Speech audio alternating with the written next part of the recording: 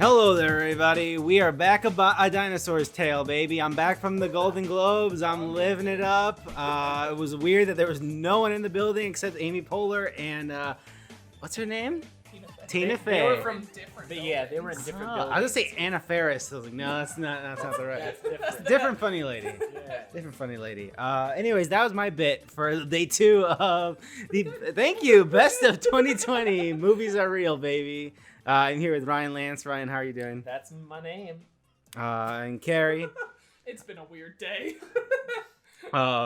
Day 2. We are back. We're here to continue our best of 2020 discussions. We are going to be going over a lot of categories, but again, it's a weird year. There's like subtle. We don't feel strongly about some of these nominees, maybe. Best of the year. Oh, let's get that over with. If for some reason you listen to day 1, go back and listen to it or not. I mean, it doesn't matter. But this is part 2, just so you know. In case There's no continuity in this show. It's true. So don't worry about it. You can jump in at any time in any episode. But anyways, day 2 or commercial break. Robinhood is handing out sponsorships for some reason. I wrote this document a while ago. Anyways, yeah, remember that? Funny joke. I was laughing so hard when I wrote that a month ago. Dying laughing. It was Alone crazy. here. Yeah, in this apartment. Now what's his face?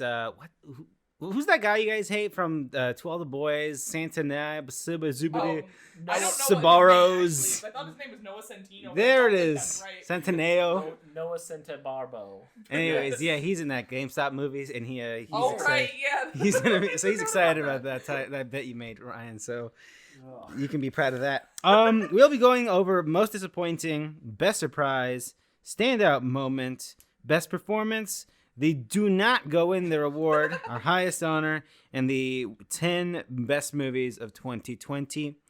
Once again, we are looking for, except for the final category, we are looking for 1 winner, 2 runner-ups, and then in the last category, we will rank a list of 10, with 1 being the best movie of the year. Let's just get right fucking into it. Most disappointing is the first category of the day. The nominees for most disappointing are Tenet, Wonder Woman 1984, Pooka Lives. I'm gonna say Tenet again. I think that sounded just like a noise I made. Tenet. That's what Tenet. Why don't you make sure Tenet is one of the most disappointing movies of the year? Okay, cool. Continue. The Rental, Mank, Possessor. Wow. Mulan, The Haunting of Bly Manor, The Year in General. I was laughing so hard when Strong nominees. What a season. I think Mank also counts as a noise you just made. Mank. I'm the only Sounds like a penguin noise. I'm the only human being who looked into nothing about Mank, so I know nothing about Mank. Is that David Fincher? That is Yes. David Fincher. He He took a shot. took a shot every time he lost. It's really funny. That was pretty He funny. lost every time. Do you know what's fucked up? And I didn't know this until I saw on Twitter. Trent Reznor and Atticus Ross did the Soul soundtrack? Yeah. Yeah. What the fuck? They won. They did Soul and Mank. So Ryan, you're saying it wrong. It's Soul. Soul and Semi- Mank. Who was it? Tracy Morgan. Yeah, when Tracy Morgan opened the envelope and Soul was the winner, he was like, Sal. He paused it. I was like, Sal? And then he looked around. It like too quickly cut to the pre-recorded video of the acceptance speeches, so I was like, wait, what? Sal. That was so funny. I love Yeah. Sallow. I love Sallow. Yeah, Sallow wins for best soundtrack. But he also like reacted like, what just happened to me? It was so funny. It was a great night. Anyways, The Year in General is not a motion picture, but it is as an idea, as a concept, it is very disappointing. So you want me to cut it or not? Yeah, cut it. I mean, they put up a good fight, not for not trying. Right, The Year. I will also say, Haunting of Bly Manor, that was a TV show. That was a TV I show. just want to say I was very disappointed by it. The more I sat with it, the more I liked it, honestly. You also watched the other bad movie based on the same.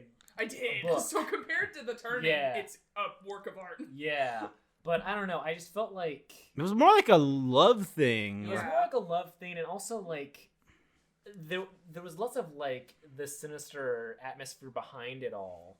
Like there was the Lady of the Lake But like, Yeah, she was cool. but it was like, all right, just don't go in the hallway, asshole. Do not go in there. Yeah, the hallway. Let me add that to the last list. minute edits to the to the do not go in there awards. But yeah, I was just kind of, I was really looking forward to it because not Bly Manor. Hill House. Hill House was such a It was very great good. thing.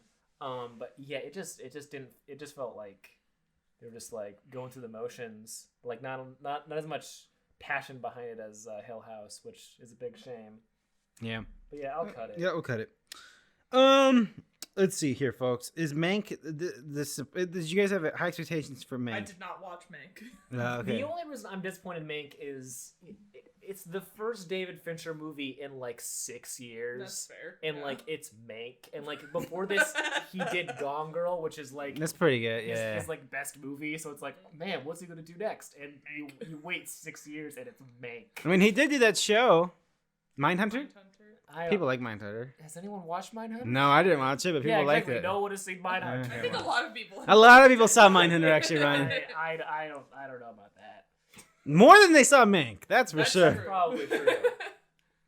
But yeah, that's what I'm disappointed about. I understand why it's but- disappointing conceptually, though, but I don't know how strongly we feel about can it. remove. That is pretty bummer, but yeah. Go David Fincher. Yeah, You idiot. disappointed Ryan. Yeah, David. take another shot, Wow. asshole. I did not like Possessor very much, but I wouldn't call it one of the most disappointing movies of the year. And also, Carrie really likes I it. love that movie. So, I thought you added that. did I? I think I added it just to take it off. Oh, Because we didn't. I think we had like 4 Yes, things there here. weren't so- anything on here. for a year that's so I- disappointing. I didn't add anything to this list because my pick was Pooka Lives, Ah. and that was already on the list. So I was yeah. like, well, Fair. there we go.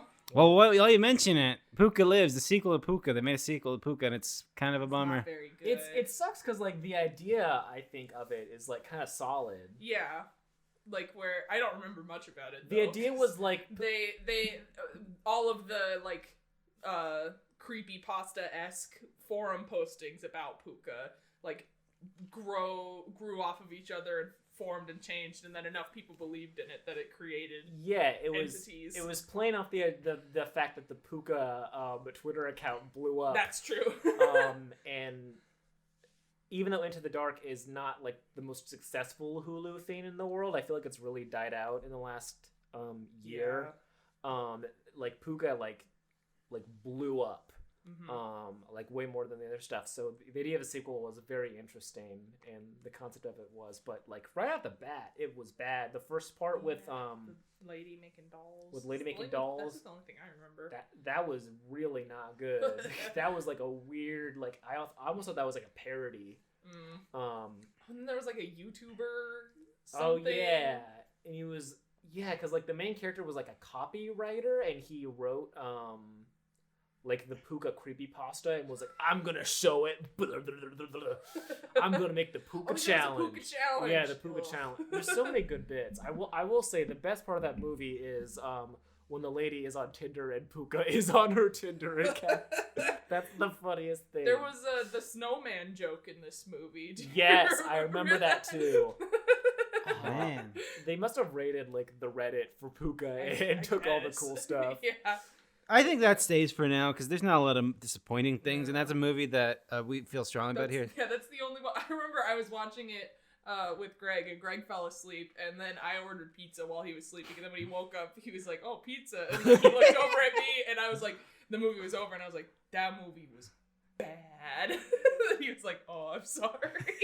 I was like, oh, but pizza. So that stays on here. Is the rental? You watched the rental, right? I didn't watch the rental. You were disappointed on it. And then a month later, it was free on. That's on disappointing. on an app that I am subscribed to. So that was very I've been disappointing. burned by that disappointment. What app? times. I forget. I think it was one of the. I think it was Max, and I have access to. Oh, it's on Max. HBO Max? Not HBO Max. Max. I don't know what that Fuck is. is that? Yeah, It's what? it's owned by Warner Brothers, but it's different, and they sometimes have different stuff. What are you talking? Yes, I know, right? Yeah, Why look do up. you have that? Look up. I don't have it. My parents have all the movie channels, and I have access to it. Is it Cinemax? I've never. Cinemax. Yeah. Oh, okay. On The website just calls it Max. Oh. Because that's the epic. Yeah, bite-sized. Epics. Yeah. Oh no. Oh man, remember Epics? The whole week we had it. Yeah. Oh yeah. I downloaded Epics. Oh right, just to because that watch was where Saint Saint Maud was Yeah. in there. Yeah. Yeah, pretty good. That was worth it. I was surprised because this is a tangent, and you know what? What is there anything to say about the rental other than that before I go on a tangent? I was really hoping it would be more than just people fucking, and then there was a camera in the shower, and that's it. Oh. Oh, that's the bit. Yeah, it's like these two couples. They stay at like a rental, and like the two that are friends but not together or in a relationship, they have sex in the shower. And they found out that the rental that they're in has cameras all over the place. Like, what's going on? We gotta get that footage because we fucking railed in the shower. And then like there's a guy stalking him in the house for a little bit. It takes forever to get to the point. That sounds boring. Yeah, it was not. It was a disappointment. So you're disappointed about the what? $5 you spent on it? 6. Damn. I know, it sucks. That hangs. But yeah, I don't know. I was just hoping. I'm always interested when actors do their first directorial debut, and especially when it's like a horror thing. So I was really hoping like I could see into the mind of Dave Franco. I was gonna say, was this a Franco? That was a Franco. Yeah, it was a Franco, but like Dave Franco is a lot better, at least from what I understand now. That's annoying. They're both. I'm over both of them. Yeah, I never want to see James Franco again, but Dave Franco, I feel like he's probably fine. He's probably a nice guy. Sure. He's probably fine. Yeah, you're probably a nice guy, but your movie sucks. Yeah, but you're off the list for most disappointed because what did I expect? The only thing I was gonna say, and it's related to your fucking and the fact about subscribing to random fucking movie channels because they have one movie you want to watch. I'm shocked that the Cinemaxes and the Showtimes of the world still carry softcore pornography on their channels. Because I was looking through their stuff and I saw an after hours section. I was like, you guys still do this shit? All right. Anyways, that's all I gotta say about Hold that. on, let me subscribe. Yeah. George, you should have told me a few weeks ago when I still had my service. Anyways, I could have watched so much porn on my parents' Amazon. God, my thing is no other way to watch porn. Exactly. Mulan sucks, man. It's pretty bad. Were you disappointed though? Kinda.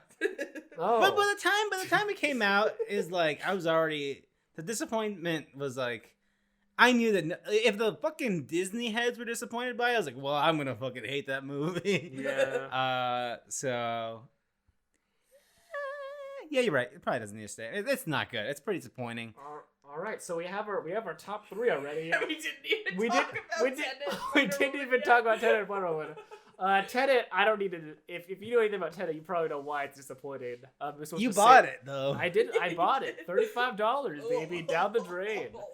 And then it was at the Family Video. Yes. For $5. So the next I almost day. bought it just to spite you, but then I was like, you know what? I'm not willing to spend money on this.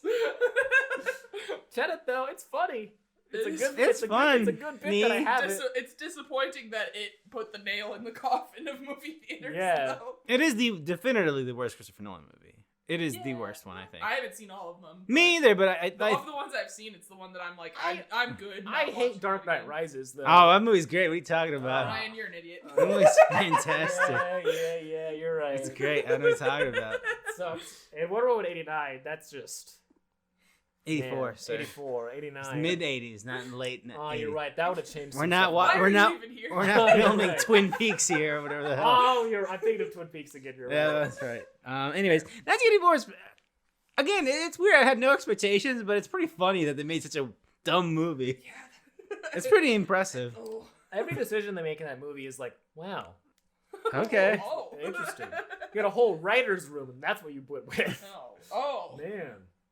I think Pooka Lives wins this just on principle. Wow. Yeah, I think it wins it just on principle. I don't Wow, know. take Just- that, Tenet. Well, especially in the context of Pooka being one of our top horror movies of the year that came That's out. true. Remember? And then it's surprising that they made a sequel and then they did it, and it's like, And it's man. like, yay, more Pooka. Oh, bad. Oh, man. That's always the sad when they do that. And then it's so disappointing that it kind of makes you I'm sure maybe I'm just speaking for myself, but it kind of the sequel is so disappointing that it kind of makes you forget why you liked the first thing in the first place. Yeah. Like there's been like some I'm trying to think of like fucking this is a video game, Mirror's Edge. Like Mirror's Edge 2 came out and everyone's like, you should make a new one. You should make a new one. And then you made it. I was like, oh, I'm sorry I asked for this. I wanted it, but I see it. Shit, I don't know, Yeah.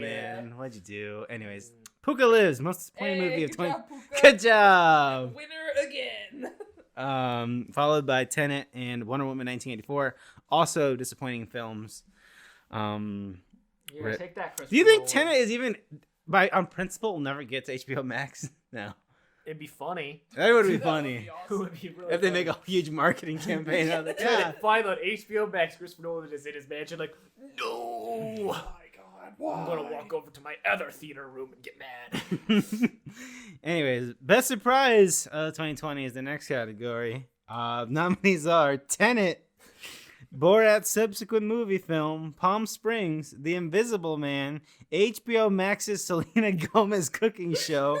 It's called Selena plus Chef. I know that, but this is funnier. Okay. Host, Birds of Prey. What were really? I guess Borat is surprising. Borat is. I was surprised that it was happening. That's also It's true. surprising like it happened in the year 2020 and then it Yeah. came out and it then won the Golden Globe for Best Comedy. Borat 2 has had a surprising It's run been all a around. very surprising year. I did not expect a Borat sequel ever, yet Mhm. alone in a year when there was a national pandemic. Mm-hmm. So that But the thing with Borat, and I keep reckoning with it, and I can't. It's a thing like Borat. Now that we have a new one, before 2020, it was easy to look at Borat and be like, "Wow, what a product of the time." yeah. George Bush era, Sacha Baron Cohen just being, it's crazy and random and wild. Lol XD. Exactly. Yeah. And there's a bit of this movie that's still lol XD. It does a lot of smart things. They pivot because of the pandemic incredibly impressively. Yes. Their supporting actress does a fantastic job and is really the star of the film. But at the same time, it's still Sacha Baron Cohen doing an impersonation of a Middle Eastern guy. And it's funny because he talks funny. And I don't know. Like, there's still a little bit of that bothers me about it. But at the same time, they do a good job with it. I don't know. Yeah, It's hot. It's a weird thing. Yeah. I just want to say that out loud because that's a thing I keep reckoning with. Like, it's still that he says, again, very nice. I enjoy it. It's funny. But at the same time, it's funny. He thinks he wrote it funny because, originally it was like Americans will think that guy's fucking silly because he's a Middle Eastern. Yeah. So it's like, that's hilarious. And I just think it's funny because it's in my own way of lol XD, in my own cynic, poisoned lol XD. It's like And which is really just LMAO. That's that is true. That's really it. That's really it. If that made any sense to you, listen. My god. Anyways, I guess Borat sticks around for a little bit. That's what I'm trying to say. But yeah, I totally understand what you mean by that. That's why the original Borat is like, man, Yes. this is something. But like the subsequent movie film, however, is like I feel like they're trying to veer. Yeah. They stick with the roots, but they're trying to veer into something that's more. They do so many smart plays that it's like, it's hard not to respect what they do. Yeah. I did not see Palm Springs. I never got around to it. It's Pretty very good. Yeah, it just kind of, at least for most people, it just kind of showed up on Hulu one day, and it kind of blew up on there all of a sudden as just like a really good Andy Samberg comedy. And yeah, it's basically like a Groundhog's Day kind of thing, and it does that twist in a very like interesting, fun way.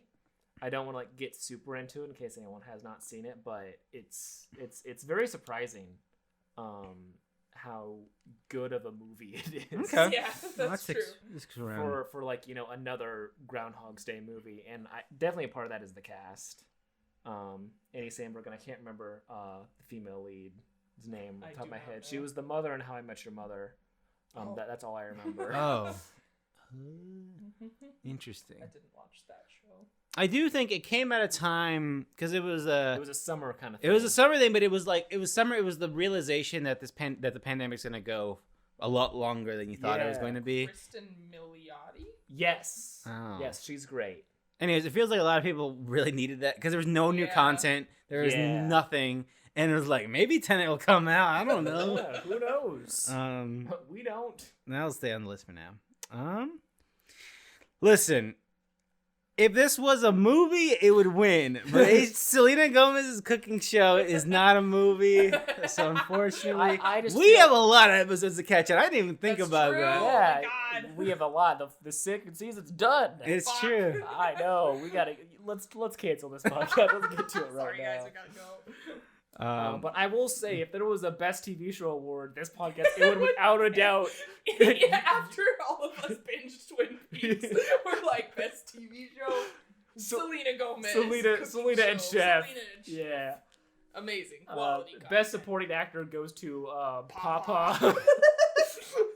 and his glow up in season 2.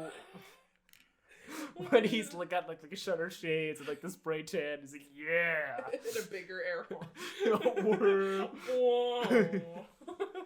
Papa, please. Man, what an iconic show. Anyways, we're cutting it. All right. We haven't cut anything on this. Oh, Tenet's not surprising. It's surprising that it's how much of a bummer it is. All right, fine. That was a quick delete. By Tenet. You're not surprising. I was surprised by how much money I spent on that Blu-ray. That is crazy. that is surprising. I had to go to a Best Buy to pick that up.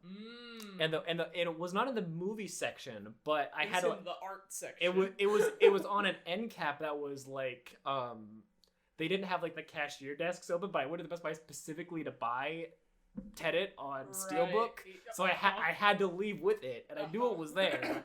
But they had like the cashier stand like blocked off because like they didn't have cashiers that day because COVID or whatever. Right. So I snuck behind there because I saw a movie theme. I found a bunch of themes of Tenet and I was yoink. And then I walked to the counter and paid for it. Nice. I could have very easily stolen it though. I'm just gonna say that. But yeah, they Tenet. wanted to, Christopher Nolan personally wanted to make it hard to find physical copies It's of true. Tenet because he doesn't want people to watch it at home. That's true. He's like, you have to buy a full IMAX reel of it if you want to watch this It's movie. a bundle. All right, Tenet. I was surprised that Future did the music for that. Not Travis Scott did the music for that. Anyways, where do we want to go here, folks? Host. That's surprising as hell. Yeah, that was. That's another movie that just came out of nowhere. Yeah, filmed and very much centered around the pandemic, which is probably the best. It's probably the best one of those. Best one, yeah. Those. Because each other one I see, just the trailer's like, oh, you're bumming me out with this. But I always like the trailer's like, oh yeah, conjure that demon over Zoom, hell yeah. Okay. So yeah, that's all I want to say about it. Yeah, Host is definitely. I think we said what we did a lot on day one. And Yeah, I don't we really. probably did. I'm cutting HBO.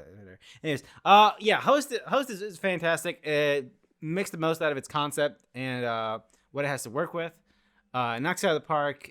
Tight hour, and they uses that hour as the final bit, and it's fantastic. Like as soon as it just cuts to that 1 hour, we're like, goddamn, genius, motherfuckers, good work. Yeah, it's very surprising. So it stays on this list. It's hard for me to think back to February. Birds of Prey days. Exactly, because I guess I didn't expect anything going into that movie. Yeah, that's true. And I guess it is pretty surprising. But I've lived with Birds of Prey so long that it's hard for me to remember that. But I mean, it's better than Wonder Woman, that's for damn sure. Oh, Jesus Christ, by a significant amount. I feel extremely surprised by Birds of Prey as someone who went into that theater hating the character of Harley Quinn and left being like, I love Harley Quinn. That's now. true. The only thing we had with Margot Robbie as Harley Quinn was Suicide Squad, which is and she was not well handled in that. Yeah, it was movie. not Very great. annoying. It's not Very great. stupid. Yeah, very bad. Yeah, there's definitely like two kinds of Harley Quinns. There's like the modern, like, you know, more feministy icon. It's hard to say feminist because she still kills people, Sure. and that's still Wow. that's still a little problematic. I'm sorry, but then there's the sex doll version, which I feel like is the set dressy, sort of like accessory to the Joker. I don't know. She says put in a literal punching bag for jokes and just physical violence. Yeah, baby. So yeah, it's nice that we've we very quickly turned to the better Harley Quinn. Yeah. And hopefully that continues in the next Suicide Squad movie, which comes out this year exclusively on HBO Max. Oh yeah. Oh, it's also fascinating of a movie because the director's first movie, Dead Pigs, was not available anywhere apart from like it's up now on Mubi.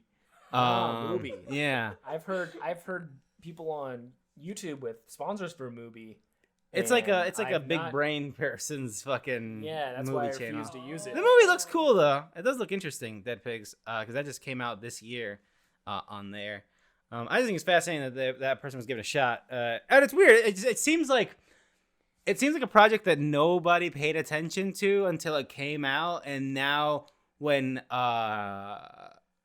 we can blame you for why isn't your movie doing better, then the attention was on it. But anyways, it's very surprising. It stays on his list for now.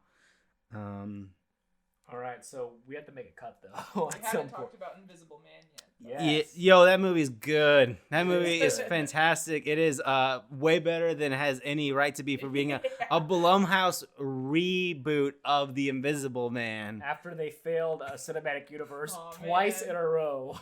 Every time I think about the Dark Universe, I just get sad. Yeah, imagine Carrie, if there was a world where that universe stayed, COVID would have been eliminated immediately. And COVID would have never even existed. Yeah, because people were too busy in the theater watching the Dark Universe. Watching the Phantom of the Opera. Yes. Fight Dracula? Is that what those And I guess this thing might not have existed. Yeah. It right? would have, yeah, if those movies would have done better. Probably would have had, I don't know, fucking... Invisible Man, Johnny Depp. Oh, yeah. Anyways, yes, this movie's fantastic. Elizabeth Moss knocks it out of the park as usual. She kills it. I think the story I was worried about the themes of the movie. They don't do great with the domestic abuse angle, but I think they do a good job. And really, that's one of the real fears. Yeah. And as somebody who's maybe a little bit more familiar with that, I was like, yeah, that's terrifying in itself.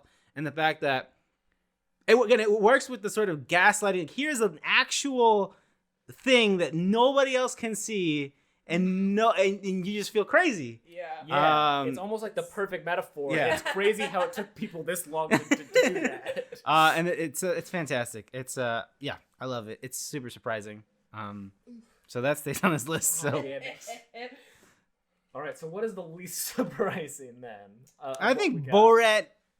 It's surprising, but I don't feel strongly as I do. I would say Invisible Man, Host, and Birds of Prey, which are my three probably from this list. Yeah, I think I agree with that. Yeah, so we want to cut Borat and Palm Springs then? I think so. I think Palm Springs, like, again, I didn't see it, but everybody, yeah. So many people were surprised by that movie. It's surprising how much it, like, caught on and how everyone was like, this is amazing. And yeah. So, but it's a good movie. I just am not super moved by it personally. You're not movie. Moobied. I'm not super moobied by Palm Springs. No. All right. So put that on the record. Yeah. Send it to J.K. Simmons' house. No, I'll kill you. I'll kill you every day. I want to say that my fucking doc is so behind y'all's. Really? Oh, really? Yeah. Oh, okay. I don't know why. It's probably because I'm not on Wi-Fi.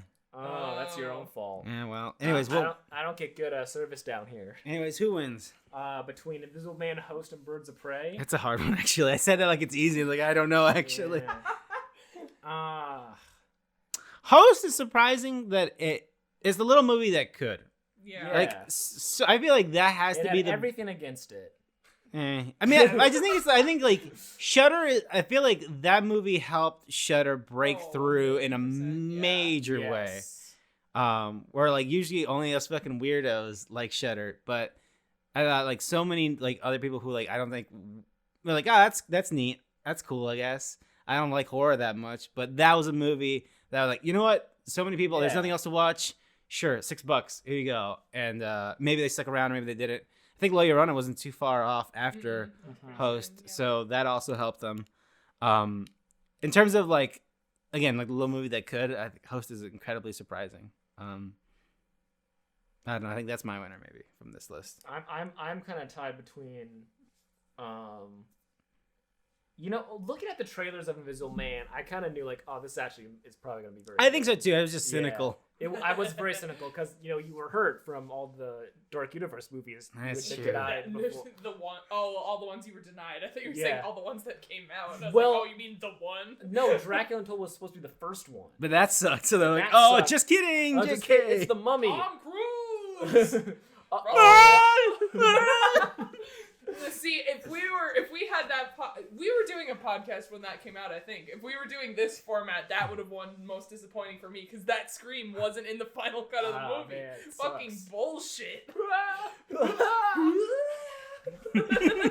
We should watch it after this. No, I'd rather not. I'd rather die. No, just that scene. Oh, sure. Yes. All right, so am I calling the winner and host? I think so. I'm fine with that. Yeah. That's his awards, man. I don't know. I was like, sure. I don't know. It's host. Oh. All right, so host with follow-ups Invisible Man and Birds of Prey. You did it. Woo! Nice. That sounds like a Congratulations. right list to me. That sounds All like a right, right list. now we got a long one. Now we got a chunky Oh category. boy, here we go. All right, so we have a standout moment. This is our favorite moment from a film, whether or not that's good or bad. It's just a moment like we think the film and we're like, that's it. That's cinema, baby. That's a moment. That's a Ryan, do moment. you want to read this list? I'm got this, Ryan. dying here. Okay. If you need me to tap in halfway through, let me know. Okay. It's a long list. All right, so standout moments. All right, I ordered my hot sauce an hour ago. Tenet. Stop right there. We have a winner.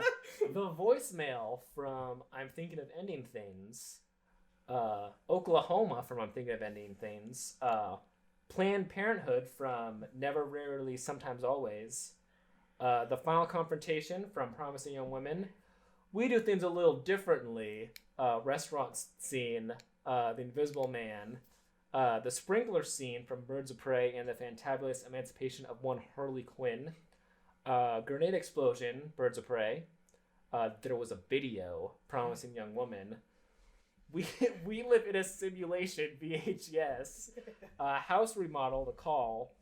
Hello, old Dilio. Cajillionaire. I don't know what that. That's the character's name. It's Okay. Old Dolio. Hello, old Dolio. Okay. The ending from The Grudge 2020. The whole movie host. That's a little unfair considering standout moment. It just won, but let's keep going. News broadcast. Colorado Space. Dolly Parton impregnates the pastor's wife from Dolly Parton's Christmas on the Square. All right, I did not think I'd ever say that in my entire life, but that's this podcast, baby. Mads Mikkelsen dance number from Another Round. Slam Dunk from Colorado Space. Olive Garden gift card, Sonic the Hedgehog. And Dealing with the Alpacas, Colorado Space. Colorado Space, really? I added all of those. The sad thing is we're probably gonna watch Colorado Space tomorrow, and I need to think about it today. So, anyways, there's a lot here. There's a lot here. Does anyone have anything they want to start with while I rest my voice? Do you want me to start with Dolly Parton impregnating? Yeah, what's up with that? Please, go on. So in this Dolly Parton's Christmas on the Square, it's a Netflix original Christmas film. Dolly Parton plays an angel, obviously, and there's this. The whole plot of the movie is that Christine Baranski is the rich, mean lady, and she wants to build a mall over this town, yada yada yada. But the pastor and his wife, who live in the town, are like campaigning against her, and they're like, no, we are a town, we will persevere. And there's also a subplot of his wife not being able to get pregnant, and she's like, oh, I wish I could give you a child, but he's like, honey, when God wants us to have a baby, we'll have a baby. And then at the end of the movie, when all the plot ties are coming back together and everyone's like going back to the church, Christine Baranski has changed her mind. Spoiler alert, the pastor is actually her son, and it's like, wow. And then the pastor's wife is about to leave her baby clothes store, which she owns, in a bit of like painful irony, but because she can't get pregnant, Dolly Parton is floating outside the window, and she like sends in like a spell with her finger. She goes whoop whoop, and like this dust goes in and like lands on the lady's stomach, and she like touches it and has like a knowing smile, like, oh. So Dolly Parton impregnated the pastor's wife because she was pregnant after that. Wow. It was awesome.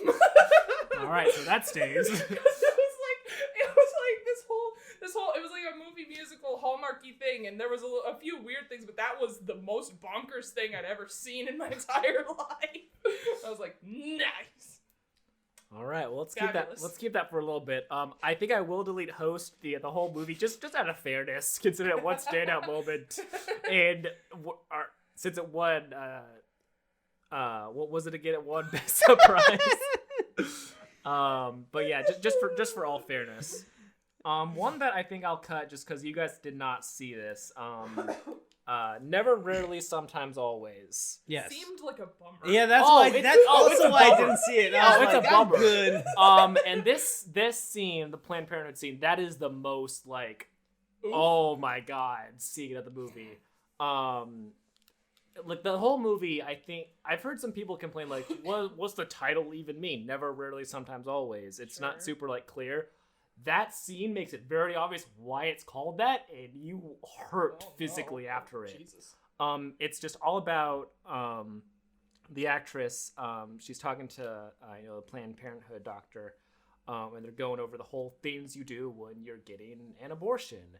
And it's just like a questionnaire, basically, of that they give for young people and anyone considering that. You're talking about like the legally, like the- the thing that all these fucking senators and fucking shitheads were like, well, you gotta tell them that the fucking kids have fingernails. No. She goes to one of those first, a crisis center, Yeah. because that's in her hometown, a small town. Like, well, you can't have an abortion because it's already alive and breathing. And she's like, so she has to like travel to New York to get like one an actual Planned Parenthood.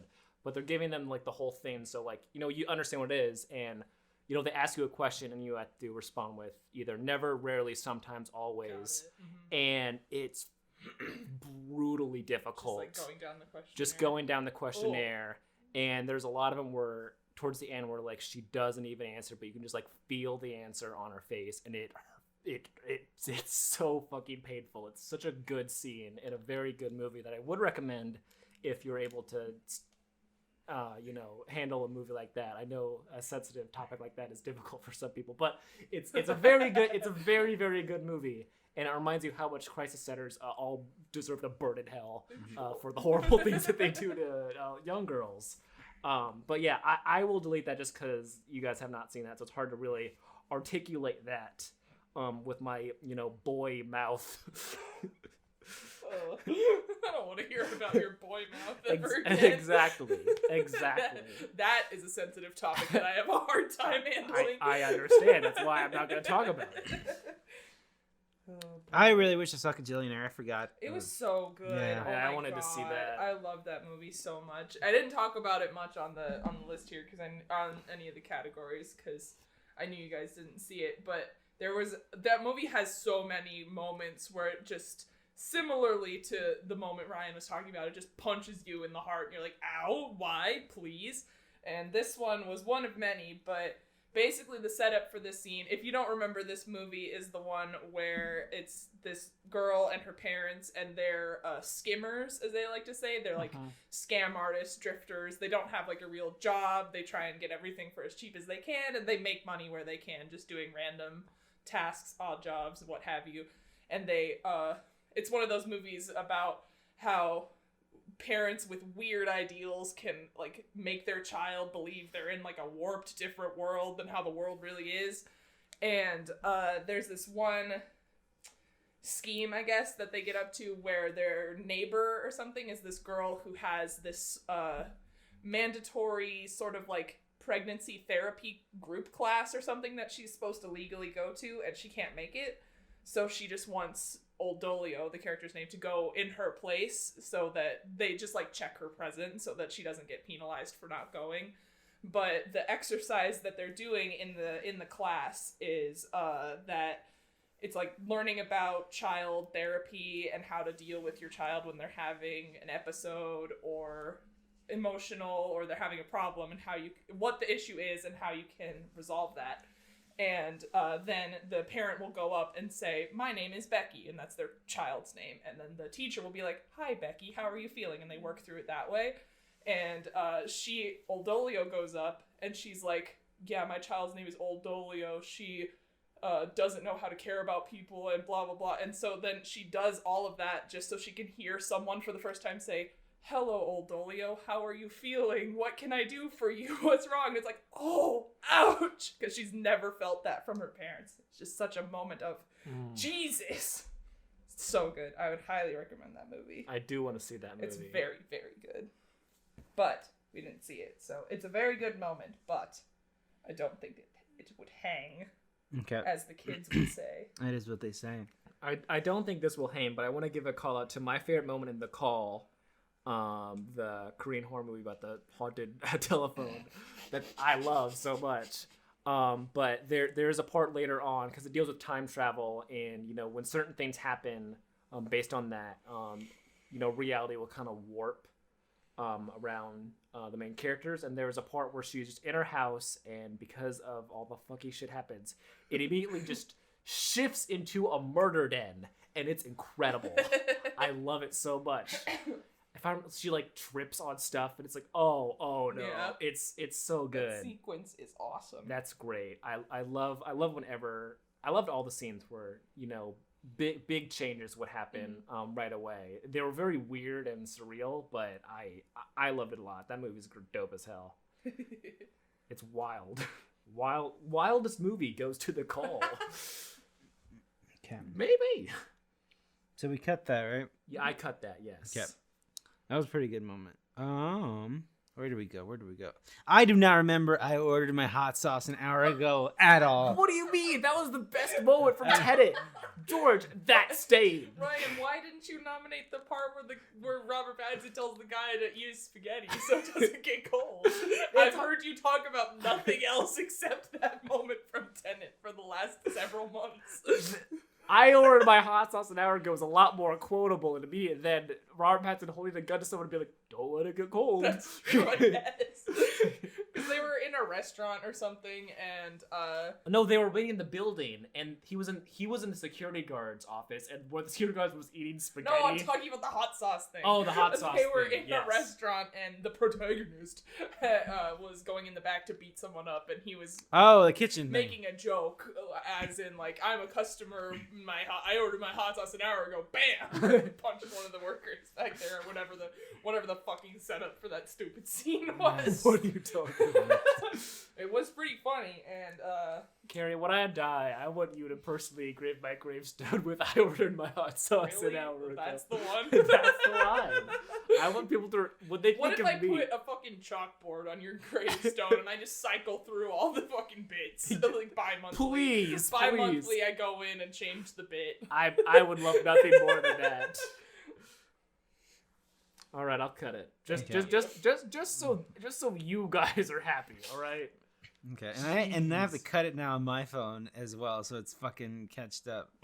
Anyways, okay. What did we cut? Never really. I did. Okay, I did do that. Let's see here. All right, where do we go from here? The Olive Garden gift card. Oh yeah, that was a standout moment in the sense that it really just cemented my hatred for that movie. But I feel like this is more of a positive category. Yeah, I guess. So let's cut that out of fairness. The ending of The Grudge is hilarious. It's fucking good. It is very funny. It's amazing. It's the best part of the movie, in my opinion. Easily, yes. It's very good. But I don't know if it hangs here. Oh man. All right.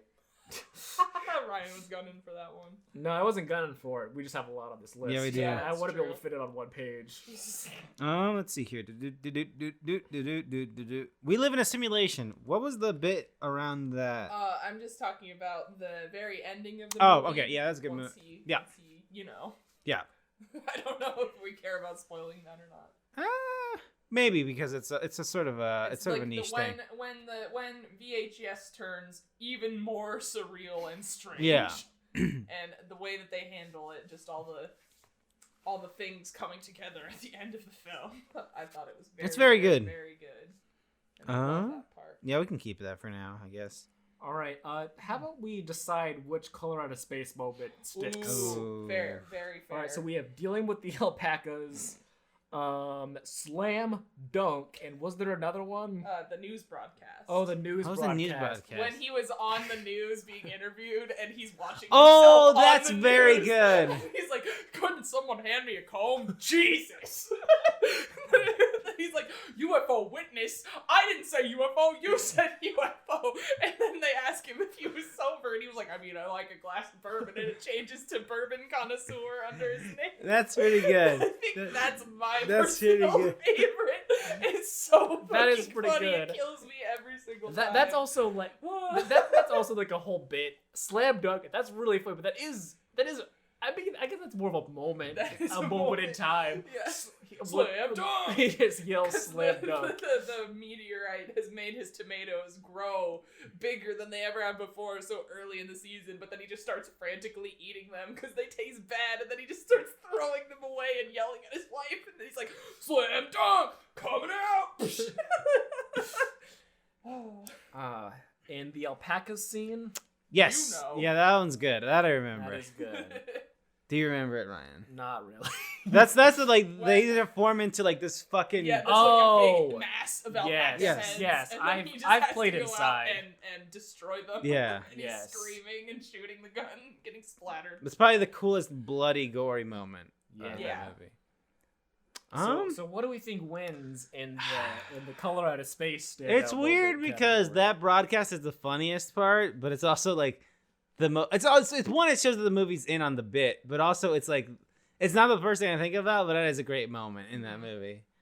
Honestly, the first thing I think of when I think Colorado Space is Slam Dunk. I Slam don't know why, Dunk. but that is the first thing I think of. I like the alpacas. Oh shit. Yeah.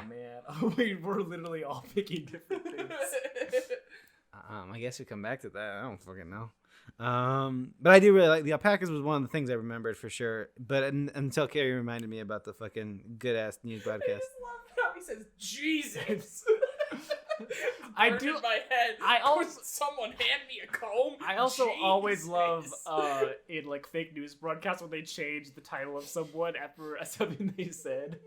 That's a very actually so no. UFO witness Actually, / bourbon connoisseur. No, I'm changing my vote to that one. Yeah. That was Very so good. All right, Slam Dunk is an iconic part of that movie. Yes. but- I will Slam cut it. Dunk. Did we cut Dolly Parton, by the way? No. Okay. We should cut Dolly Parton, probably. Damn it. All right. But George, that's the best thing I've ever seen in my life. Ah. We're cutting Slam Dunk, right? Yeah, I Yeah. cut it. Okay. I cut it on my list. Yeah, I know. I have to catch up. All right. What Birds of Prey scene do we think is best? Well, so I'm going to go through the list, so I know I'm also correct here. Okay. So we have the voicemail from I'm Thinking of Ending Things, Oklahoma from I'm Thinking of Ending Things. Let's see, Final Confrontation from Promising Young Woman. We Do Things a Little Differently, restaurant scene, The Invisible Man. Sprinkler scene, Birds of Prey. Grenade explosion, Birds of Prey. There Was a Video, Promising Young Woman. We Live in a Simulation, VHS. News broadcast, Colorado Space. Mads Mikkelsen's dance number in Another Round. And Dealing with the Alpacas, Colorado Space. The grenade explosion is very cool, but I prefer. I think the sprinkler scene's more. I don't know, for some reason that's the moment from that movie that's really sticks with me. I think the grenade explosion. Or if we're talking about the confetti, are we talking about the confetti bomb? No. We're not. Okay, then. Oh, you're talking about the end of the Yes. movie. That's very good. Oh God. Don't remember this. Ewan McGregor. Yeah, that's how he dies. I have no idea. What? I don't Okay, remember this. spoilers for Birds of Prey. At the very end, when they're on the dock, Yeah. and the girl has the grenade, and her and Roman's got the girl in like a headlock, and her and Harley are talking. She's like, "I stole one more thing from you, your ring," and it's the grenade ring, and she has it, and she Oh. slips it into Roman's pocket, and he's like, "What?" And then he falls over the dock and explodes into giblets. That's- You don't remember that, I Ryan? don't remember That that was at the all. best part of that whole movie. Oh, I don't know about that. That's my favorite part. I added that to this list because it's so funny. I can see why you would think that's That funny. was the funniest character death I've ever seen in my entire life. Are you kidding me? Like, name me another like final villain confrontation that ended so abruptly and so hilariously. Tenet? No. Wrong. Actually, Tenet would he falls off the boat and his back snaps in half. That is very funny, actually. He hits it, boom. So there you go, Carrie. I win. I would again. That's very Yeah, good. let's add that to the list. Oh, I forgot about that. But yeah, in Tenet, someone he slides off a boat and he hits the rail as his neck snaps in half like a twig. It's completely unnecessary, but it's like, yeah. Oh, it's very necessary. Damn it. Maybe Does that mean we cut that moment from Birds of Prey? All right, grenade explosion gone, I guess. Okay, cool. I do like the sprinkler scene. That's what I think of. Because when I think of Birds of Prey, really I cool. think of It's fucking color. cool. Yeah. Yeah, and that scene really highlights that. And I like how they have the water on the ground, so it like splashes everywhere, so you can see just how hard everyone's hitting each other. It's a really yeah. It looks so cool. innovative way to convey the power. And it's of also the punches. like conceptually, it could have been a really sleazy fan servicey moment. It's just cool. It's just like a badass fucking moment. It's really cool. Yeah. So that stays on the list. I'm cutting the grenade explosion on my list. All right, Carrie, what do we think is the best moment from I'm Thinking of Ending Things? For me, I love the voicemail a lot. I think that's creepy and sudden. What's the voicemail? The voicemail is throughout the film, she calls on her phone, and the name keeps changing to different names. And then towards the middle of the film, she actually, listens to the voicemail that's been left, and it's this like creepy, cryptic, like. It's like, we're running out of time. There's not much time left. I have to do the solid. That's not going to pick it up, but it's just... It's like I'm not lucid. I'm not right. I can't feel things. Although it is better in the book because I've read the book. Because the book has. I also read the book. Brian. The book's very good. I was gonna ask you if we can borrow one of you. If any of you have the book, I appreciate. Yeah, I have it. It's probably here somewhere. Yeah, it's in my room. But yeah, it's the way he does it in the book is very good with the whole you should stop biting your nails thing at the end of, I think it's like one of the later ones she gets. That's very creepy. But yeah, that's my favorite moment from the movie, just because it's so sudden and creepy. And like she listened to that and she's like, "Oh, it's nothing. She's fine." It's great. It's a perfect moment to show like the surrealness of that movie. And Oklahoma, as when I watched the movie, I was like, this is Carrie's favorite moment. Yeah, my favorite moment is obviously when it turns into a big dance number. Are you kidding me? I know. I knew that the moment I was watching the movie. I was like, holy shit. Yeah, Holy Carrie's shit, gonna like dude. this a lot. God, I love that movie. Yeah, it's great. But yeah, George, what do you like best from that movie that you don't like very much? From that movie, take care. I really do like the Dairy Queen part where they go to the ice. Ooh, I really like that part. That's one of my other favorite creepy parts where she just like grabs her. I like the part also before they both go into the school and they're talking. Right. I remember liking that part, and I don't remember why. But I remember like, what's the topic of conversation during that? When they're parked outside the school, they're like start kissing, and then the guy's like, "Oh, he's watching us. Let's go in there." And she's like, "What? Why?" Yeah, like, I gotta do it. Yeah, that part is really good. Yeah, I like that part. Dairy Queen part is very good too. Yeah, that's very creepy. I love the like sudden creep, the like sharp sudden creepiness of a lot of that movie. That's what really does it for me personally. Oh man, great movie. What's the lead actress's name? I forget her name. Jessie Buckley. Yeah, Jessie. I love Jessie Buckley. Yeah, she's great. She's fantastic. Big fan of her. How do you feel about Jesse Plemons? It's the most Jesse Plemons role on the fucking planet. Are you kidding me? Jesus Christ. That's part of the thing that annoyed me, honestly. I was like, of course. Just, yeah, sure, I mean, whatever. That's pretty fair. Yeah. What about the entire movie being about her wanting to break up with him? Jesse Plemons' ass. Anyways. Did you guys decide which was the moment, or you want to keep both of those on there still? I don't know. Okay. And we haven't, let's see, where else? What is We Do Things a Little Differently restaurant scene from The Invisible Man? When she goes to the restaurant with her sister. Oh, shit, yes. That moment. Fucking, oh, man. Because the entire emotional whiplash of that scene with the funny way trying to talk to them and be like this cool, hip gimmick restaurant, and then the most horrifying thing I've ever seen happen. Just fucking sucker punch. It's a great moment. Holy hell. I didn't write it down, but I love the ending for that movie also. But maybe I think it's kind of like you know where it's headed, but that is a good moment from that movie. Good movie. It is a good movie. That stays there, I guess, for now. All right, then what's the best moment of Promising Young Woman? Because we have 2 of those scenes on here. This sucks. We did not talk about Promising Young Woman, so this is the Promising Young Woman discourse zone because we haven't talked about it. We've been talking about it in December. It's great. It's pretty good. Yeah, it's good. What's the other? So there was a video from Promising Young Woman, and then we had the final confrontation. So I thought that there was a video that shit fucked me. Gunshot. Yes, both of that. I was in the third row of the theater. I was the only one in the theater, thank God. And when she's watching the video, hysterics, tears. I couldn't handle it. Jesus fucking Christ. Like the moment before, like as soon as she says it, I was like, this is bad. This is bad. This is bad. Oh God. And that just like Jesus. thinking about like trying to put myself in that character's shoes, and I don't think I fully can because the ending of this movie I have opinions about, but that moment I just couldn't imagine it, and it's just heart-wrenching and horrible. And that's the moment for me in that movie, for me personally. I think I would agree with that. It's fucking devastating. It's very good. I added the final confrontation just because when I saw the movie, the speech she does to the guy when he's tapped to the bed, I was like shaking. I was like, oh my God, I hate everything. Yeah. That scene's brutal. Also, it's brutal. It's painful. I did not feel good. No, I feel like I was watching a horror movie. Yeah, you were. Yeah, I know, right? It's called Being a Woman. It's horrifying.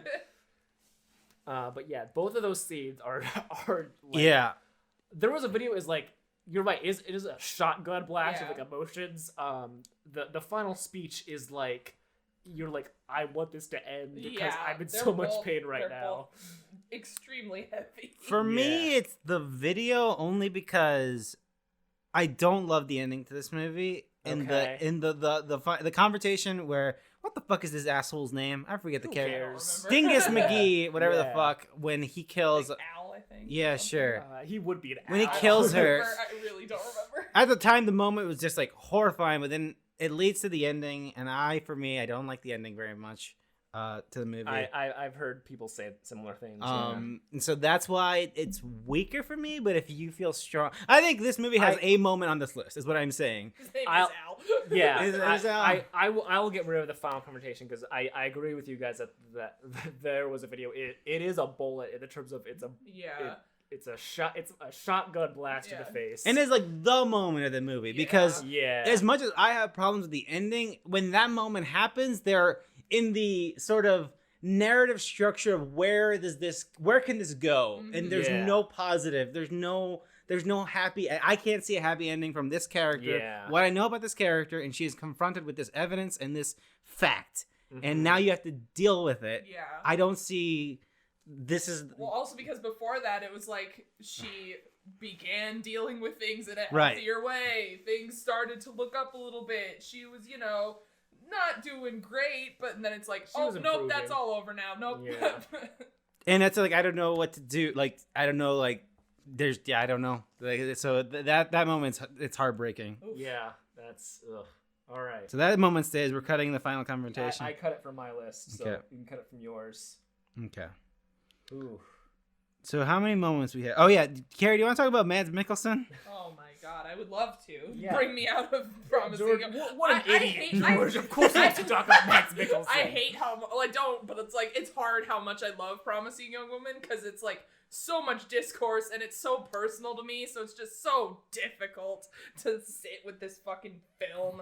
But if you want to have a fun time, Another Round as a film is not necessarily like a funny, happy-go-lucky film because it's the concept is like a comedy sort of setup where it's this group of teachers who all work at this school, and there's one of them who's like a philosophy teacher or something, and he studied this one dude who was saying that we were born with a blood alcohol content that is too low naturally, so that to live an ideal life, you should imbibe a little bit of alcohol all the time, just so you can have a bit, and then you'll just perform better, you'll be happier, blah, blah, blah.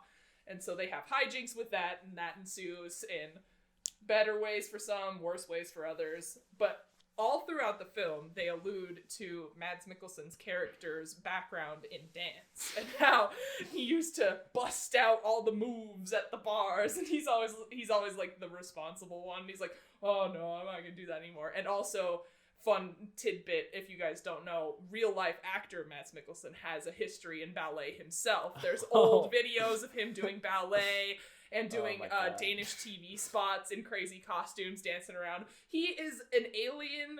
I don't understand how this man has lived so many lives. But anyway, so they're watching this film knowing that about Mads Mikkelsen, and then him having worked with this director before, it's just like, oh, this director is just totally being like, Mads, I saw some videos of you on the internet.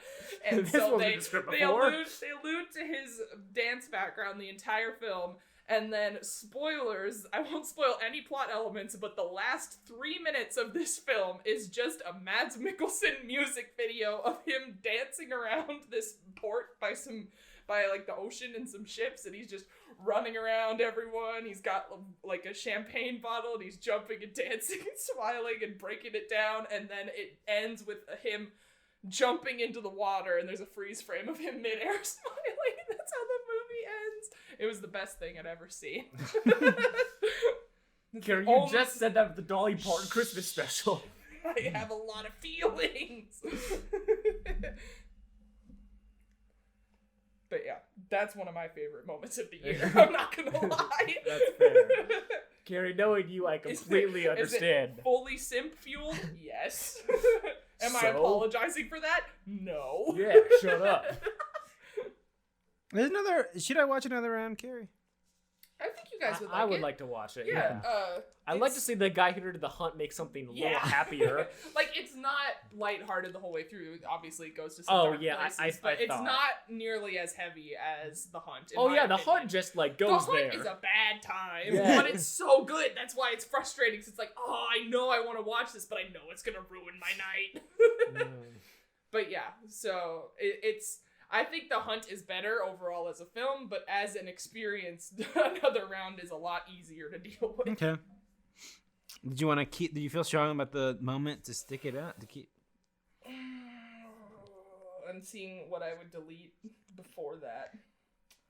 Nah, it's more of a meme. That's fair. I just realized there's no swallow moments on this list. Oh, Should there be a moment from that movie? Let me try and think. I guess. Maybe. I don't know. I'm thinking here. I'm thinking. Think There's a lot of good stuff in that movie, but I'm trying to think if there was a moment. The moment for me, like, if we're talking about gut punch moments, was when she had just been to the hospital and had her stomach pumped, and then the first time? Yeah, but then the next day they have the dinner party.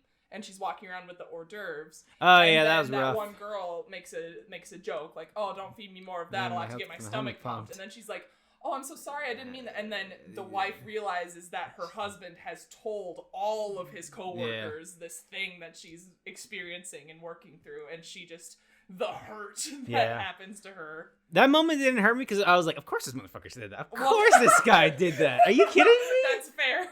But being in that moment of being like, okay, I'm doing better. I'm doing a normal thing. And then it's like, oh, everyone knows that something happened to me. Yeah. Everyone has been walking on eggshells this whole time. And now everyone is looking at me.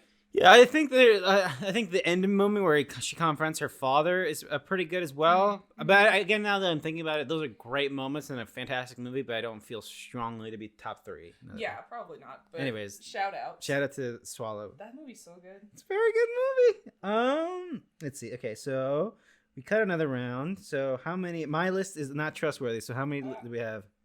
I'm gonna cut Birds of Prey as a bit. I wrote the entire name of the movie, but it's fucking my shit up here. So I'm, there we go. Okay, cool. All right. So we have 1, 2, 3. So you cut the sprinkler scene?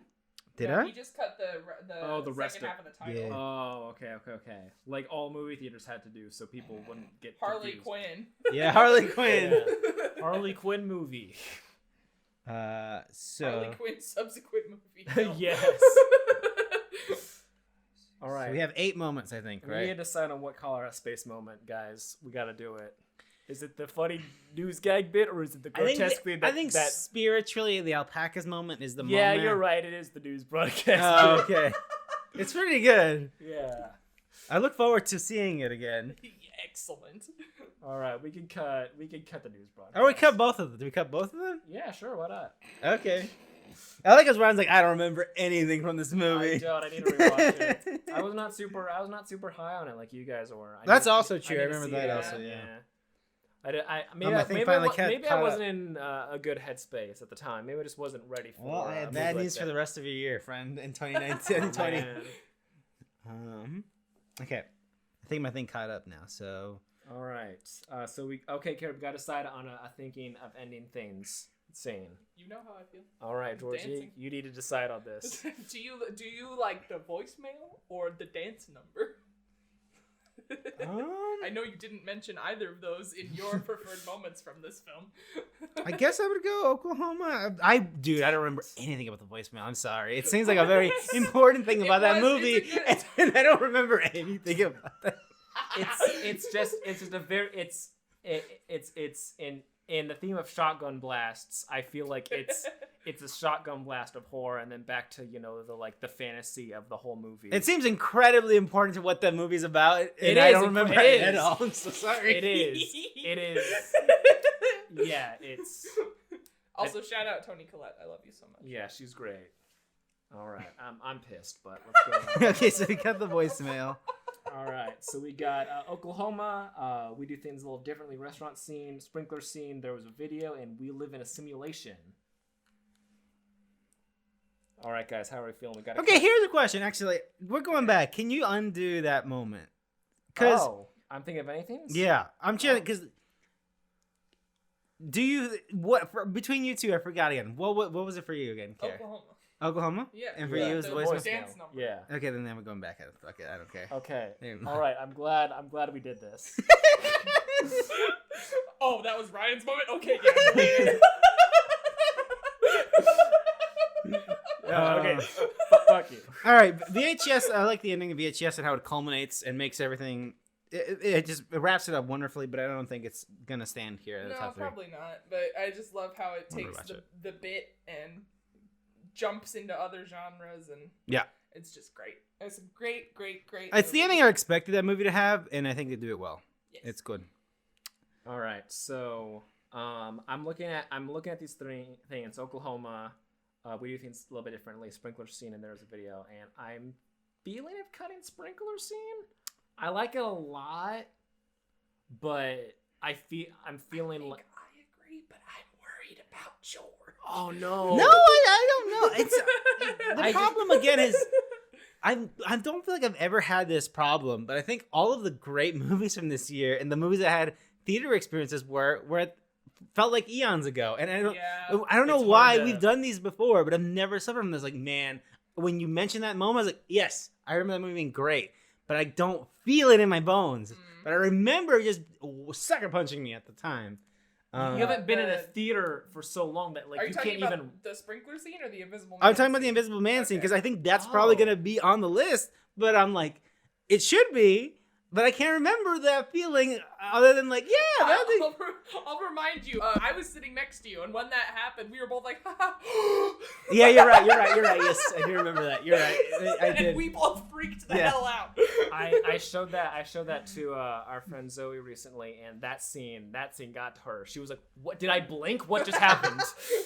Okay, we can take the shower scene off. Shower scene off. Okay. Birds of Prey. All right. Judging by our conversations, I feel like there was a video was probably the winner here. I feel good about that. I support that. Cool. Done. Wow. It's crazy how easy this is. It's crazy how the hardest part is making it 3, right? Yeah. Yeah. All right. Well, I have good news for you. We have another big category next. Oh man. Oh great. Let's take a break. Goodness gracious, I gotta pee. All right. After this, we got best performance. And then the top 10. Oh no, you forgot the most incredible, the most egregious. I forgot. Yeah. All right, we'll be back.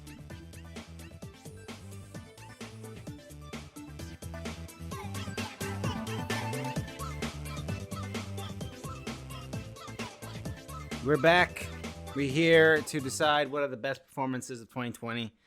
I see immediately that John David Washington's on here, and that fucking movie with Zendaya seemed pretty fucking bad, so I don't know why he's on here. Oh, this is the other one. Tenet, that one. Okay. Yeah. That's a 2021 movie. We'll talk about that next year. That's true. This time next year, we'll talk about Malcolm and Marie. That's what it's called, That right? is what it's called, yeah. Julia and Julia. Best performance. No, I'm just thinking about Julie and Julia, but it's like a black and white video of them arguing. I've never seen that, actually. I remember it being fine from when I was It was forever ago. It's forever ago. John David Washington as the protagonist in Tenet. Robert Pattinson as, I want to say, Neil?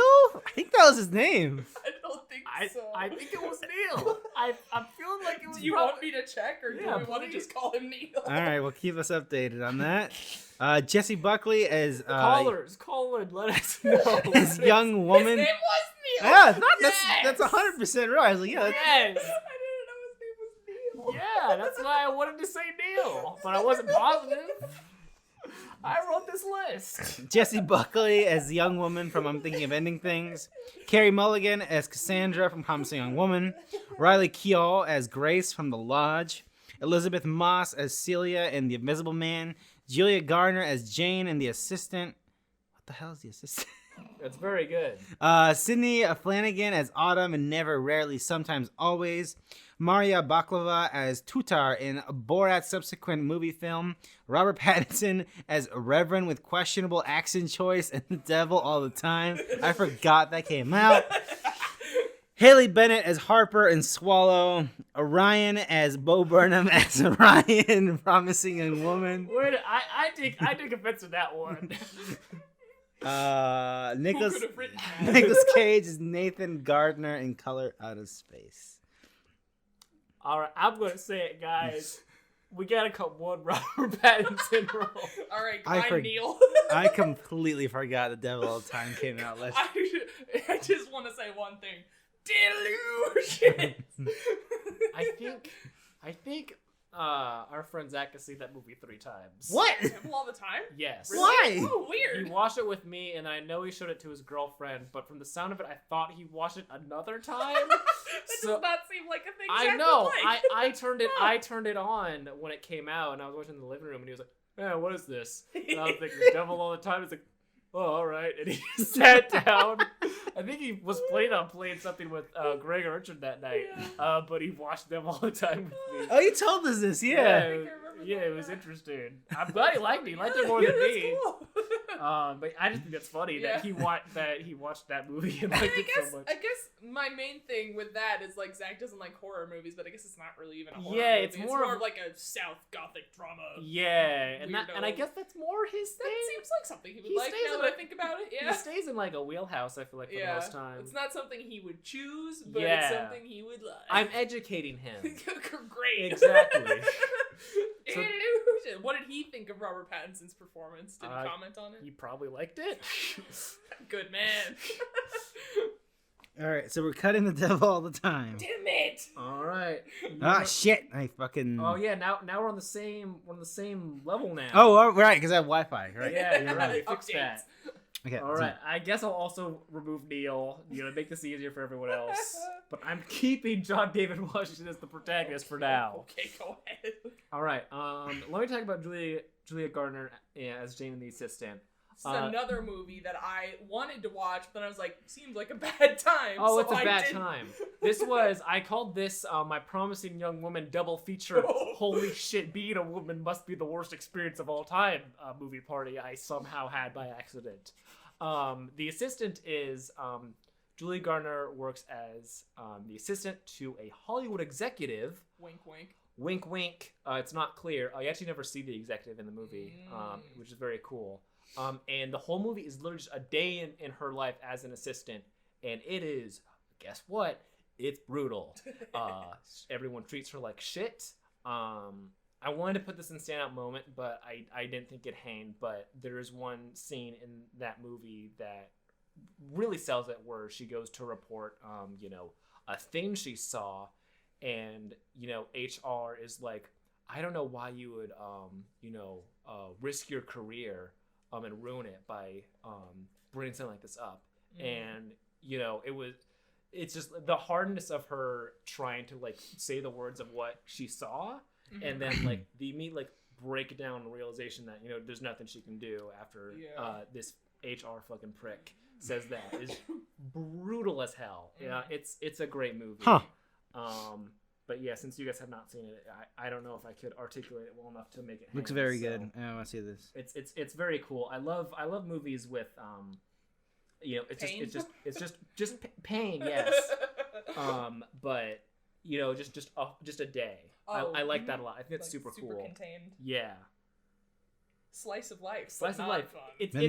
It's crazy because like a lot of the films that do that, like you feel more of the character than you do in like a traditional movie where like the J changes. Sure. Just like following them in their footsteps for like a day, like really like you understand this person. Yeah, you go minute by minute. With them. It's great. I love it. So yeah, the great movie. But okay, I have to cut it. All right, that sounds good. The assistant. All right. Let's see. John David Washington is the protagonist. I think it's very funny. I think the ending of that movie is stupid as hell and it's like perfect because it's so dumb. What about the part where he goes, I'm the protagonist? That's pretty good. What about Elizabeth Debicki as Elizabeth Debicki? As tall woman. As tall woman, yeah. Who I swear I never seen in my entire life until that movie, but apparently she's a thing. She's everywhere. No, I think you managed to just avoid all the things she was in. I was like, who is this tall white lady? Widows? No, you every time you mention it, like you saw Widows, right? I was like, no. It seemed like a movie you would have seen. Am I wrong? We've had this conversation before. I guess I'm a bad friend, all right? George just somehow accidentally avoided all the big ticket things that Elizabeth Debicki was in over the past couple of years.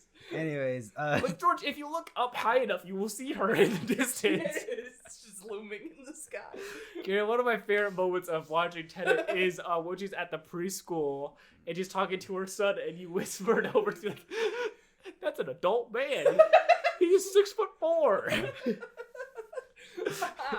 It's pretty funny. I really like that. It was the first time I've been in theater, and I forgot our fun whisper banter to not get caught talking. Yes. But yeah, I guess I'll cut it for the sake of the podcast. Okay. Thanks, Ryan. All right.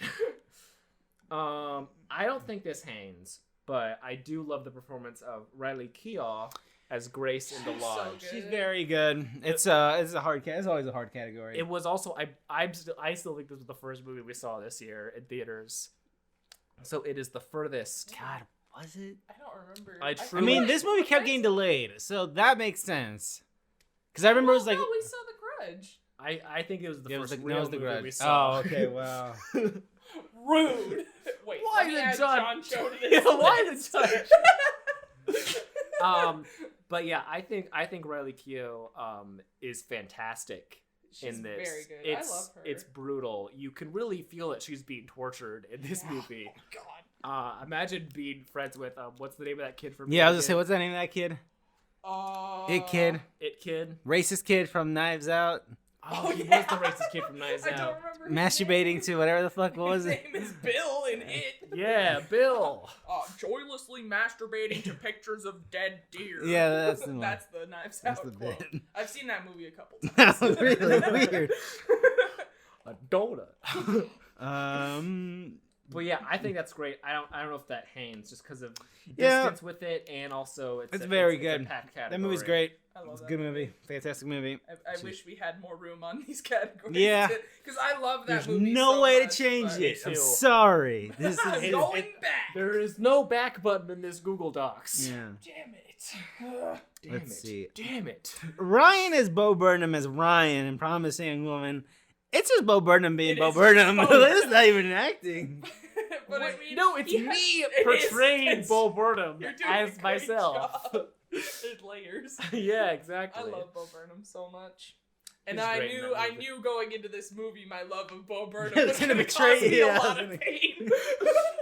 You kind of hope that Bo Burnham turns out all right in this one, but given the movie, No, there's no no way. way. that could happen. No way in hell.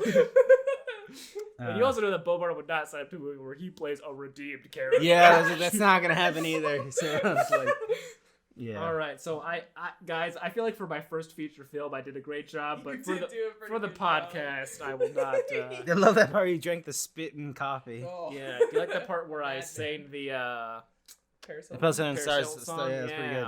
I know all the lyrics to that song. Test me right now. Go ahead. How does it start? I'm good right now. Okay, cool. I don't feel like it. Let's see. Where'd we go from here? Look, I love Nicolas Cage and Color Out of Space. He kills it. He does a great job. Like the fit he had to the premiere is legendary. Oh my god. It's very good. His Trump impression that he does when he slips into the voice of his father, which I found out is the voice of Nicolas Cage's actual real life father. That can't be right. Also, side note, I don't think I'll be able to find it again, but I saw a clip of Nicolas Cage doing a spot-on David Lynch impression. Oh, wow. Yes! It was so funny. Yeah, I need to hunt the internet for that. You gotta go on the dark web, I bet, to That find sounds that pretty clip. good. That sounds pretty good. I saw it on TikTok. Did they work together ever? Yeah, Wild at Heart. Oh, yeah, yeah. I wanted to watch it, but it is not available anywhere. So It's that's got what's her face. It's gonna be my next deep dive to try and find that on a DVD somewhere. I need that. Okay. Alright, I guess I'll cut Nathan Gardner, unfortunately. It's pretty good. I know. I hear he's a bourbon enthusiast. And a UFO eyewitness. Let's see. Where do we go from here? What do we got? Look, I think Maria Baklakova as Tutar is fantastic. She nails that movie. I think she's the star of that movie. I think all the prep and shit she had to do for that movie, and a lot of it's not even in the movie. It's just immense. It's just a dedication and a lot of shit she had to personally go through it. But I don't know. Like, again, this is hard, and I just don't see her in the top 3. Man, we need to add Rudy Giuliani to this list. I think he really killed it in his performance of Rudy Giuliani. All right, I'm cutting. Is there any? No, I completely agree with you. She's great. She was one of my favorites, but I understand. It's a surprise, really, that someone could match Sacha Baron Cohen's chaotic energy so perfectly. Yeah, she's amazing. It's wild. But yeah, folks, we got a problem with this list right now. We need to nail in the bud. There's no dudes on this list. I hate men. Same. We gotta put John David Washington back here. All right. No, thank you. He knows how to treat a lady. Yeah. I've seen Malcolm and Marie. He eats macaroni very lovingly. Let's see. I guess I should say where we're at right now. Jessie Buckley as Young Woman, and I'm Thinking of Ending Things. Carrie Mulligan as Cassandra in Promising Young Woman. Elizabeth Moss as Cecilia in The Invisible Man. Sydney Flanagan as Autumn in Never, Rarely, Sometimes, Always. Haley Bennett as Harper in Swallow. This is tough now. This is tough. Listen, I did zeroed in on all the dudes. We're like, goodbye. Apparently. I think we did this last year too. Did we? Probably. It sounds like us. We do not like men on this podcast. That's why there's 2 of us. Yeah. Yeah, I have to work on some terms of my contract here. Ryan, do you feel strong about Sydney Flanagan? It's really great, especially for like an unknown actor. It's fantastic. That movie is brutal, and it's one of those like quiet Ryan performances where you don't do a lot of talking. So it really hits me in the places that I like. But because you guys have not seen it, I would be willing to cut it, but I would just like to make it known on a recorded form that I think it's definitely in the top 3. Okay. If I had to pick something, I definitely do that. But I'm at and I think either way we're gonna cut something that we really that's like. brutal. Yeah, and I will cut that, but I just wanted to make that clear here. That she's fantastic, and I am so excited for whatever she does next. And speaking of, I think I'm gonna hurt myself. It's hard because I want to keep somebody on this list who's just always just the star and just the fantastic person that she always is. And I hate doing this because Haley Bennett as Harper and Swallow is fantastic. Swallow's in a fantastic movie, and I think Haley Bennett just fucking nails it, and she does such a fantastic movie. Fantastic job in it. I love her in this movie. She has a presence in this whole thing. It's wonderful. I was just looking at this list, and the person I'm trying to defend here is Elizabeth Moss, because I love her, and she does a great job. It's fantastic, and I think she should be in the top 3. So are you wanting to cut Haley Bennett? I don't know, Carrie. What do you think? She's so good in that movie, man. She's fantastic. But I guess in comparison with the other 3 ladies here, I don't know if she necessarily hangs, but... It sucks to say. I know, I hate it. It hurts. This is the hardest part. I know. All right, I'll cut it if you guys want me to do it. I haven't seen it, so I have no idea. I have no... And I don't even like I'm thinking of anything, but I love Jessie Buckley, and she does a fantastic job in that movie. That performance is insane. So That's yeah, great. so there's no way I can deny that. Okay. Yeah. All right, so we're between Jessie Buckley as Wonder Woman, Carrie Mulligan as Cassandra, and Elizabeth Moss as Cecilia. Is that 3 or 4? That's 3. Okay, cool. Yeah, just one very long title. Yeah. Oh, kind of a couple long times. Yeah, a couple long We times. didn't really talk about Carrie Mulligan, but she does. Yeah, we should talk about that because we haven't talked about Romantic Woman that much. not a lot. I feel like in the scenes we talked about, those really were. That's true. Her. Mm-hmm. And the whole movie really is just her. Yeah. As well. It's crazy how you could tell her character is going through so much inner turmoil, but she has the power of presenting that such I'm in control kind of facade. Mm-hmm. Meanwhile, she's just devastated constantly on the inside, and she's just I don't know, she's just stuck at this point in her life, and she's just trying to break through, and it's just trying to find ways to cope with it, and none of them are healthy, and it's just... Speaking of which, the scene with Alfred Molina is very good. It's very so good. It's very good. That's so. I hate that there's so much discourse around this movie too. Yeah, that's so the other thing. many Yeah, people hate it, and it feels weird. Hate is a strong word. I got some issues, but I definitely don't hate it. No, but yeah, let's just I don't know. But yes, there is it's discourse. Capital D discourse. Thing to talk about though too, because it's just so many people have personal investments in it on both sides too. Yes. So it's I don't know. I just had to get that out there. Sure. I love that movie though.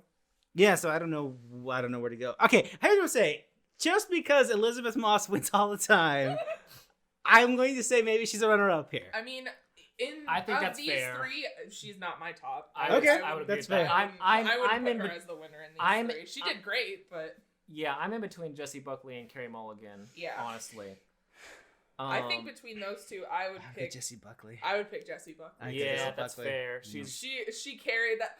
That entire movie is just her talking. Yep, and it's it's great. I love this. Give me 3 more hours. Yeah, please. It's May I recommend True Noble? Oh yeah. I want to watch. There's that fucking movie where she plays an Irish country singer. It's called something Rose. It's on Hulu. It's been on my list for a while. So Jessie Buckley's the winner. Jessie Buckley. Yep, she does a great job. We did it. Fantastic. She's fantastic. I'm so glad she's getting more work because I've discovered her from Chernobyl, and she's fantastic. She's great. Cool. That's best performance. Carrie Mulligan and Elizabeth Moss, the runners up for that category. That's best performance. Now. All right, George. Can I take it from here? Yeah, please. All right. So our next award is. You know it. We all know it. It is the fabled "Do Not Go In There" award. This award goes to the movie of which could be articulated with the phrase "Do not go in there," as made popular by the movie Pop Star, Never Stop, Never Stopping, which took the line from an Ace Ventura movie. One of them, I don't know which one it was. I have no idea. I haven't seen them. So yeah, if you're watching a movie and your thought process is, I should not go in there, then it could win. It could make it. So here are our contenders here, and for this one, we're just gonna pick a winner because it's a little different, little wrath, a little wacky. So we're just gonna get into it. The contenders are The Grudge 2020 film. The Grudge, the 2020 Netflix series. I Think You Should Left. I'm really glad you took it from here. Unhinged, Russell Crowe's truck, maybe, and Class Action Park, because content is low this year. So guys, if you think of like a place you should not go, what are you feeling? I first of all just want to applaud myself for the self-control I've had to not mention Unhinged very much up until this point. That's true. I love that movie, but I recognize it is hot, weirdo, probably loved by Republicans garbage. But it's so funny. It was the first movie to come back in theaters. People were flocking to the theaters to see it. Yeah, Carrie was. Me and Greg and that one other group of people that were in there.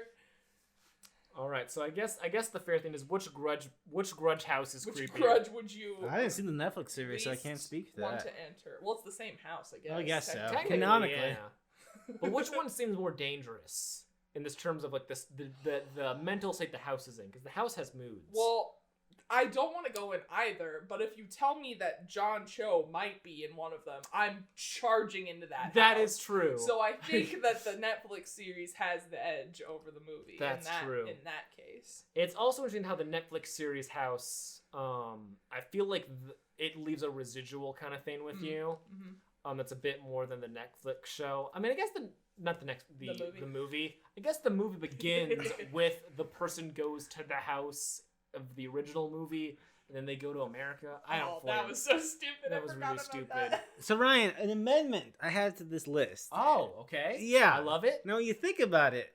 The call starts by going in a place. She should have not probably gone in there. She probably should not, but I think the issue with the call is what she should not have done is answered her phone. That's true. It was a landline. That's a different category altogether, George. Do not pick up the phone. Yeah. Like, she didn't know the number. It was a landline. That's true. In the year 2020. Like, lady, you had all that coming. If she had an iPhone, it would have been like spam likely. Yeah. All right, okay. I like where your head's at, though. This is what we like in this category. This is what we go for. Let me think. Let me see if there's any movies that I want to add to the Do Not Go In There awards. Actually, one might be a strong contender. The You Should Have Left house. Kevin Bacon is stuck in the house on an infinite timeline. That's true. And I would not want to go in there. Yeah. That's bad. Hell no. That's bad. We have Kevin Bacon and we have Kevin Bacon in hat. Oh no, it's double the bacon. Ew, and I personally hate bacon. Yeah. I'd honestly be fine with that winning, but I don't know where the. I'm fine with that. You should have left. I love that idea. Also, it would be the only reason anybody remembers he should have left. That's true. Yeah. It would be the only publication to mention and honor You Should Have Left 2020, starring Kevin Bacon and Amanda Seyfried. Man. Seyfried? I'm sorry, The Grudge and also The Grudge. You put up a strong fight. That's true. Also, Russell Crowe's truck. Strong fight. Also, Class Action Park. I do not want to go there. Yeah, don't. Maybe don't watch the movie either. Yeah, it's not that great. Don't go anywhere near this. I think we were just really bored that Yeah. day. Yeah. We were very bored. And it was fun to watch until I just digested it and thought about it. And I was like, oh, this sucked. Yeah, it does. So it goes. Anyways, congratulations to You Should Have Left. I guess. The winner of the Do Not Go In There award for 2020. Beautiful. All right. Top 10 movies of 2020. Here we are. Oh, boy. We are making a ranked list of 10 movies. The nominees are as follows. Tenet. I'm Thinking of Ending Things. Promising Young Woman. The Lodge. Birds of Prey and the Fantabulous Emancipation of One Harley Quinn. The Invisible Man. Sewell. Color Out of Space. Possessor. La Llorona. VHS. Swallow. Cajillionaire. Host. Wow, we didn't mention Portrait of a Lady on Fire at all in these awards. That's 2019. Yeah, that was last year. Was it? Yeah. Oh, I think we saw it in. I saw it in 2020. It came out in 2020. I was counting that as 2019 because Yeah, it was same honored here. at the 2020 Oscars. Yeah, same here. Okay. I mean, that's fine. I don't give a shit about that movie that much, so hey. Oh, wow. Fuck you. We never acknowledged it, so that's what I'm just saying. Fuck. It's fuck gone. all y'all. I counted that as 2019. That's why I did not Yeah. ask it. Well, I you cried know. a lot at them. Oh, that movie's so good. But I know.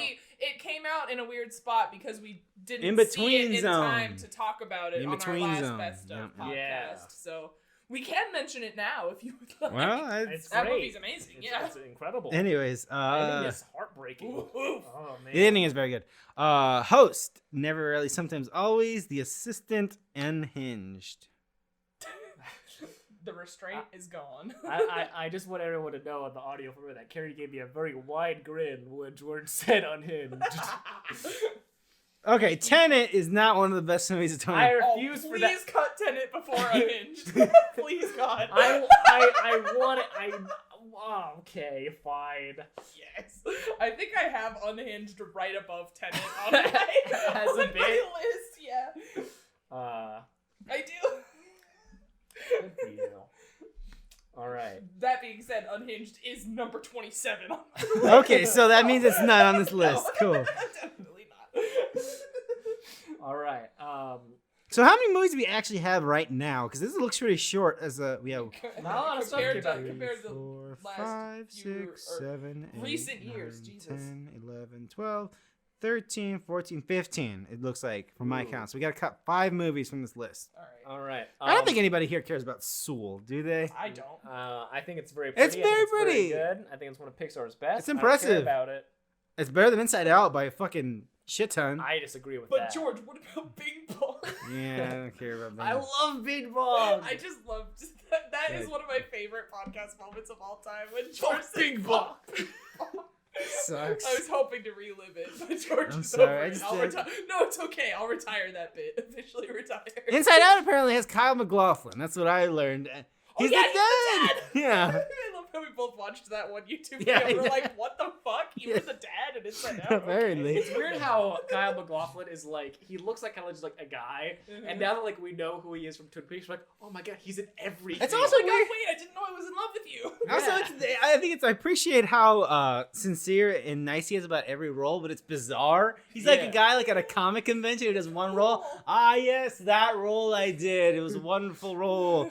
Yeah, it's weird. Oh Anyway. yes, I was Zorgon on that episode of Power Rangers. Excellent. Everyone asks me about it. Exactly. Okay, so we got 14. Never really, sometimes always in the assistant. I've only seen these. I want to see the assistant. That sounds good. Assistant I is wanted to watch both of them on a day where I'm feeling more emotionally strong.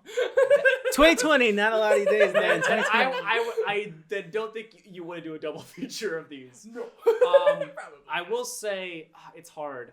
Like which one is like the more brutal one? I think never really sometimes always is more brutal because like it's a teenager. Yeah.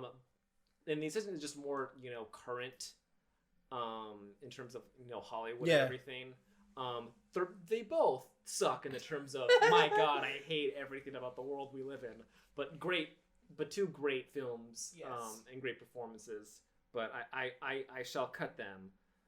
But I think never, rarely, sometimes, always did make my top 10. I cannot remember my Nice. list super well right now. In a similar vein, I will cut Kajillionaire since it has only been seen by me, but it did place in my personal top 10 just because after I watched it and it destroyed me emotionally, I was like, excuse me? Why? The nerve? And put it in my top 10.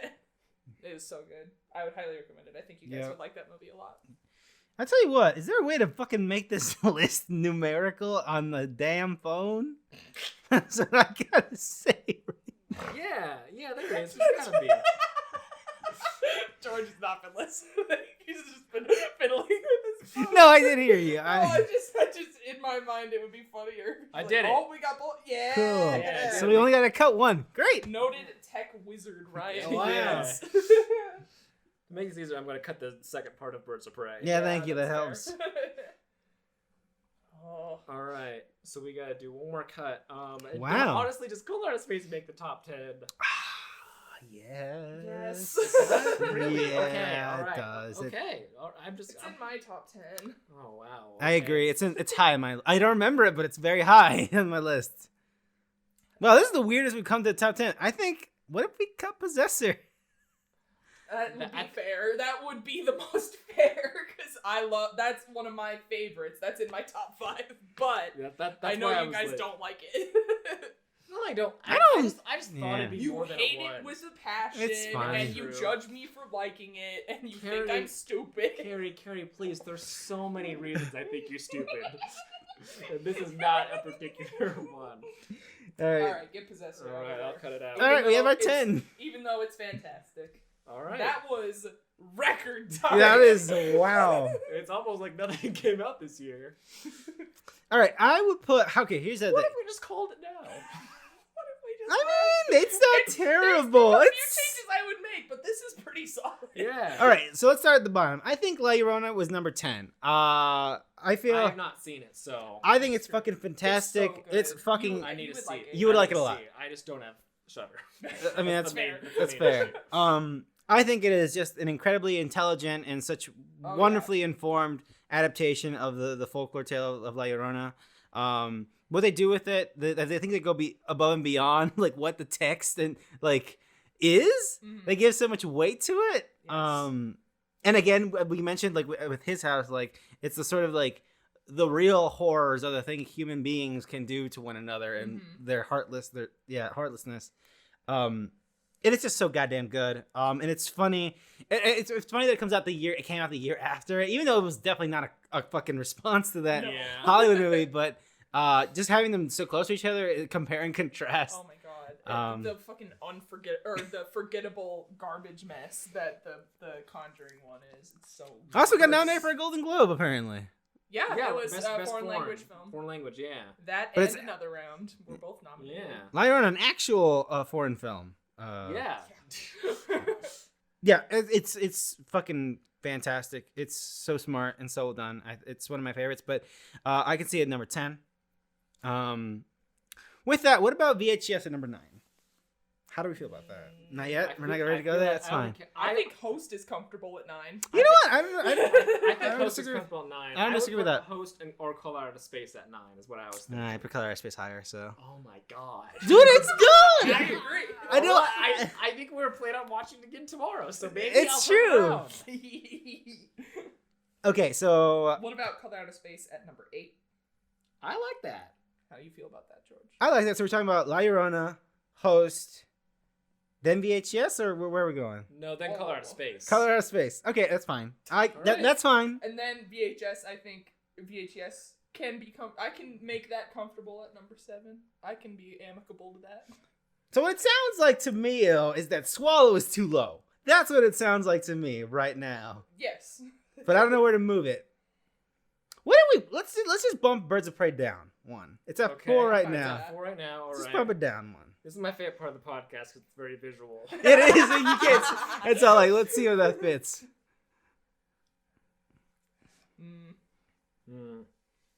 I will say. What do we put VHS? I mean, I don't like VHS that much, but I think if the passion's there, what do we put VHS above Birds of Prey? I'm fine with that. I know Carrie's fine with that. Because I know the passion's there. I for don't it. know where Birds of Prey is on my list. Birds of Prey is kind of high on my list of my personal me list, but I do really like it. Uh-oh, I'm copying the wrong things now. Uh-oh. Yes. Please, God. Now, here's what I gotta say. What do you gotta say? I think. What if we put Swallow above VHS? I disagree personally, but I can see that though. Like, Okay. because like I like VHS as like a personal. It's my aesthetic, Sure. streamlined and put into a film. But I can recognize that Swallow overall is a better crafted, I think more impactful film. Somehow 2020 had. Midnight Variety Yeah, Hour. somehow 2020 had an amazing amount of. Wow, it sucks being a woman movies. Yeah. It's just an amazing It's amount. crazy You can how make a it's- top 10 probably of those. It's crazy how it took us Yeah, so yeah. long to realize that. And Swallow, like, again, after that movie did have me literally pacing and punching Yes. just to get the anxiety off of me on my living room. But once like the movie was over and like I took it all in and like thought about it, it's like, holy shit, that movie's such a fantastic. It's a horror movie not because of the swallowing, but like the horror that this woman is going through, and that it is a pain that is physically manifesting itself in behavior that it is just fucking. She's doing this to try and regain a semblance of control of her life that she feels she's lost a grip on, and it's just like. And it's not like she does, and it's not like you. It's like the weird thing, like some idiot everyman comes like, would you just stop eating the fucking thumbtacks? It's like she can't. That's not she what cannot. we're talking She about cannot here. stop. Yeah. You're not doing that. What about eating a salad, bitch? And and just like the cinematography, the performance, the subject matter, and how well it's done. I think the argument against it is that it's done very neatly. Like my problem with Promising Young Woman is the ending, and here we have a happy ending, but at the same time we arrive to that ending very fast. But then it's like, well, what do you want, George? What do you want?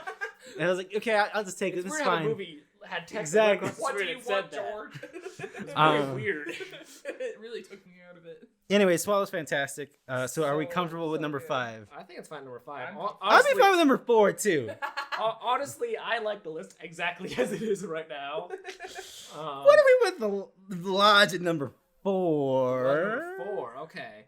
Because I could be amicable with that as well. Because I do like the Lodge more than Invisible Man. I think it's just more spooky. Yeah, I like the cold vibes of it. Repent for your sins of this list. You know what I'm saying? I know. I like them both a lot. I think they were right next to each other. Same. On my top 10 list. Exactly.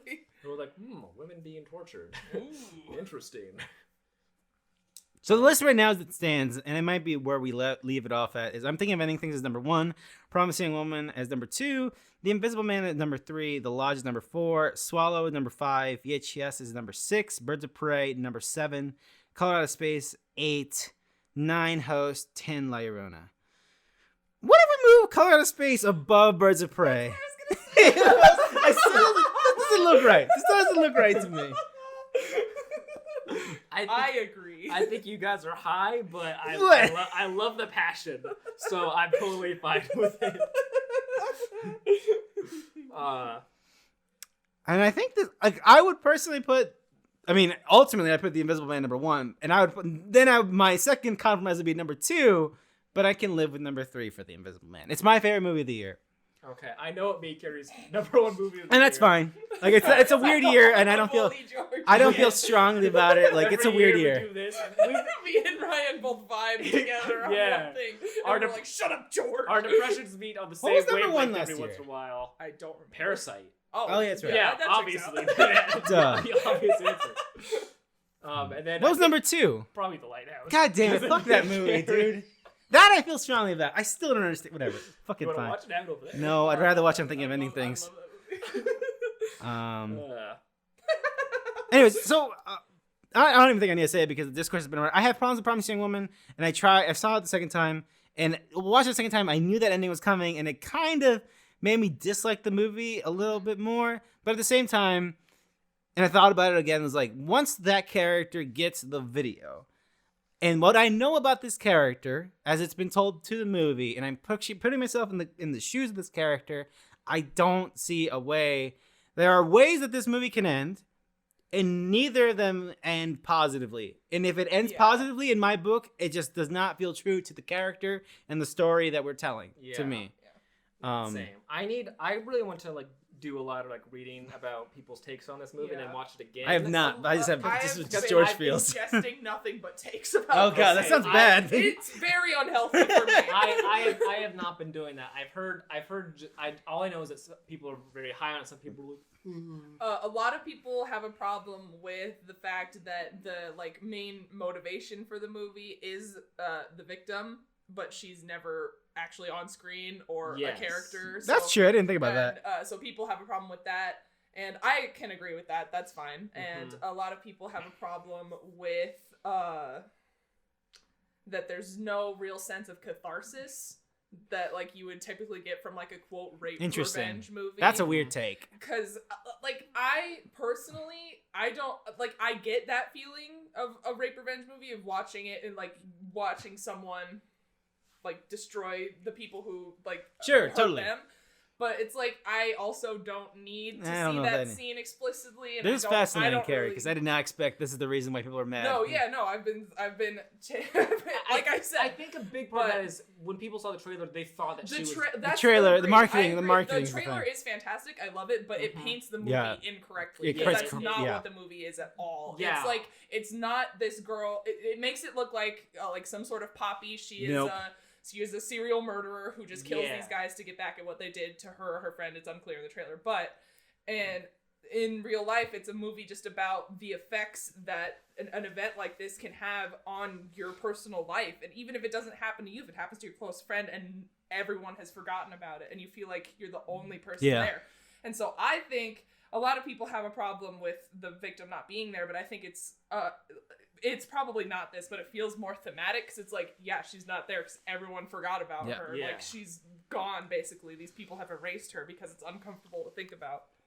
But yeah, there's a lot of takes on the movie, and I think all of the takes are valid, and I don't want to say that anyone is wrong, because this is one of those movies where it's like, there's so much personal mess in how you feel about it, so it's like, listen, if you don't like it, I fully understand, and I've been made to feel like I shouldn't like it. Yeah, let's say, that's not great, that's that not great. That really fucking hurts when I see people who That's I not love great. being like, no, I think you should do some self-reflection if you like this movie. Like, I want to fuck you. Yeah, that's bullshit. Yeah, I guess I'm fascinated. I didn't know that. My problem with the movie is that, that it's a shame. Again, now that I thought about it again, that there's no way this could end otherwise. It's a shame that, and it's a choice that they decided that the way this film was going to end was with this character dying, and then that they have this.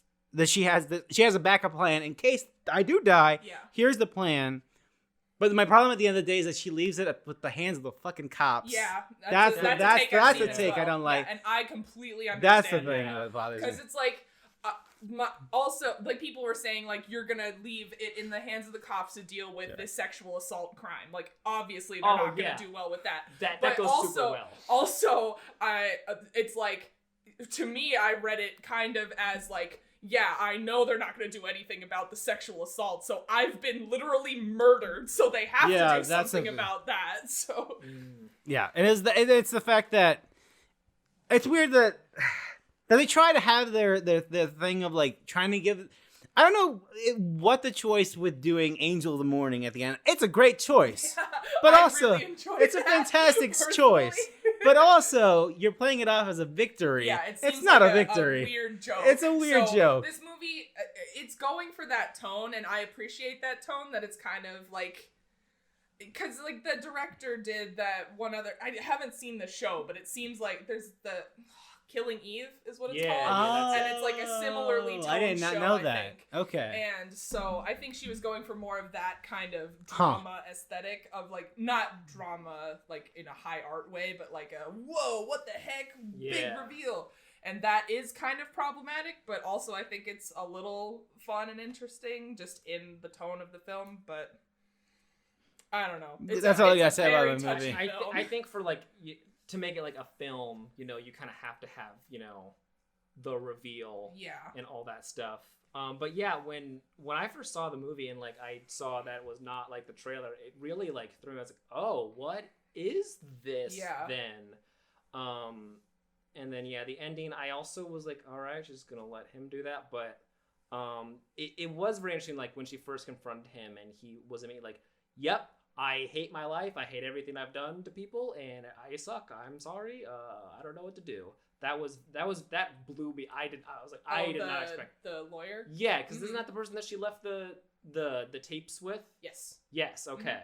I've only seen this once. I think. No, that's fine. But yeah, that was like, but I think thematically is what I really jive with. I really like what they're going for. And I think they nail it, in terms of that.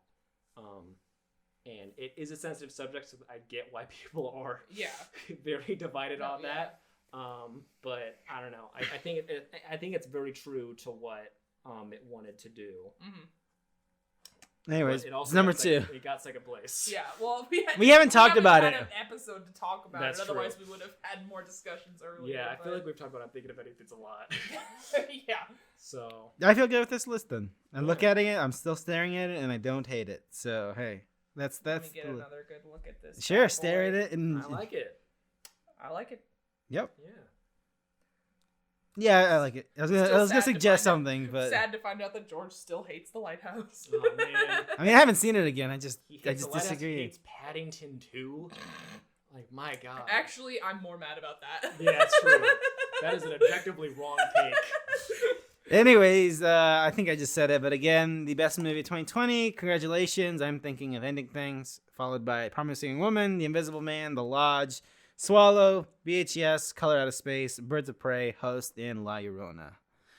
That's a year. I don't know what the fuck 2021 looks like, folks. Saint Maud? Oh yeah. Saint Maud was real good. Saint Maud was very good. Judas and the Black Messiah, very good. Very good, yeah. Number one movie of the year so far, in my opinion. I've not watched yet.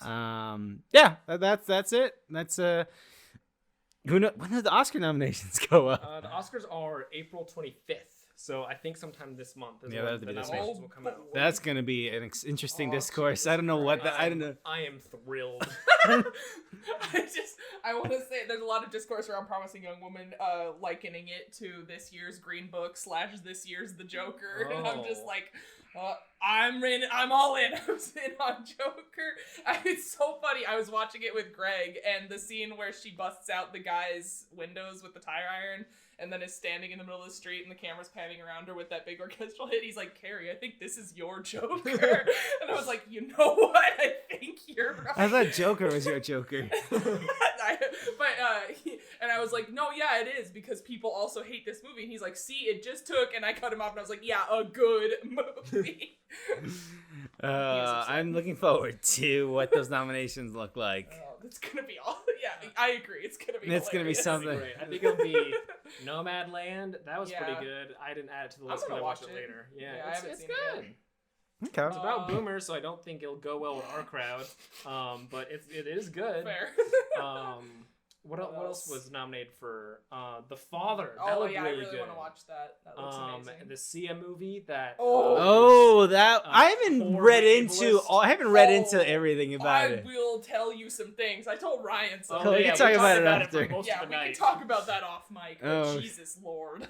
Anyways, that's a podcast. I don't know when the fuck we'll do another episode because time is weird. Maybe after the Mortal Kombat movie and Fuck Godzilla. Yeah. I've seen a lot of stuff this year already. I'm using the HBO Max subscription. That's true. Ryan's doing the good work. I've Yeah. watched Saint Maud. Nice. But you also watch all of Twin Peaks. Well, yeah, so did you though, and you also have a ton of movies on your list. I'm sorry.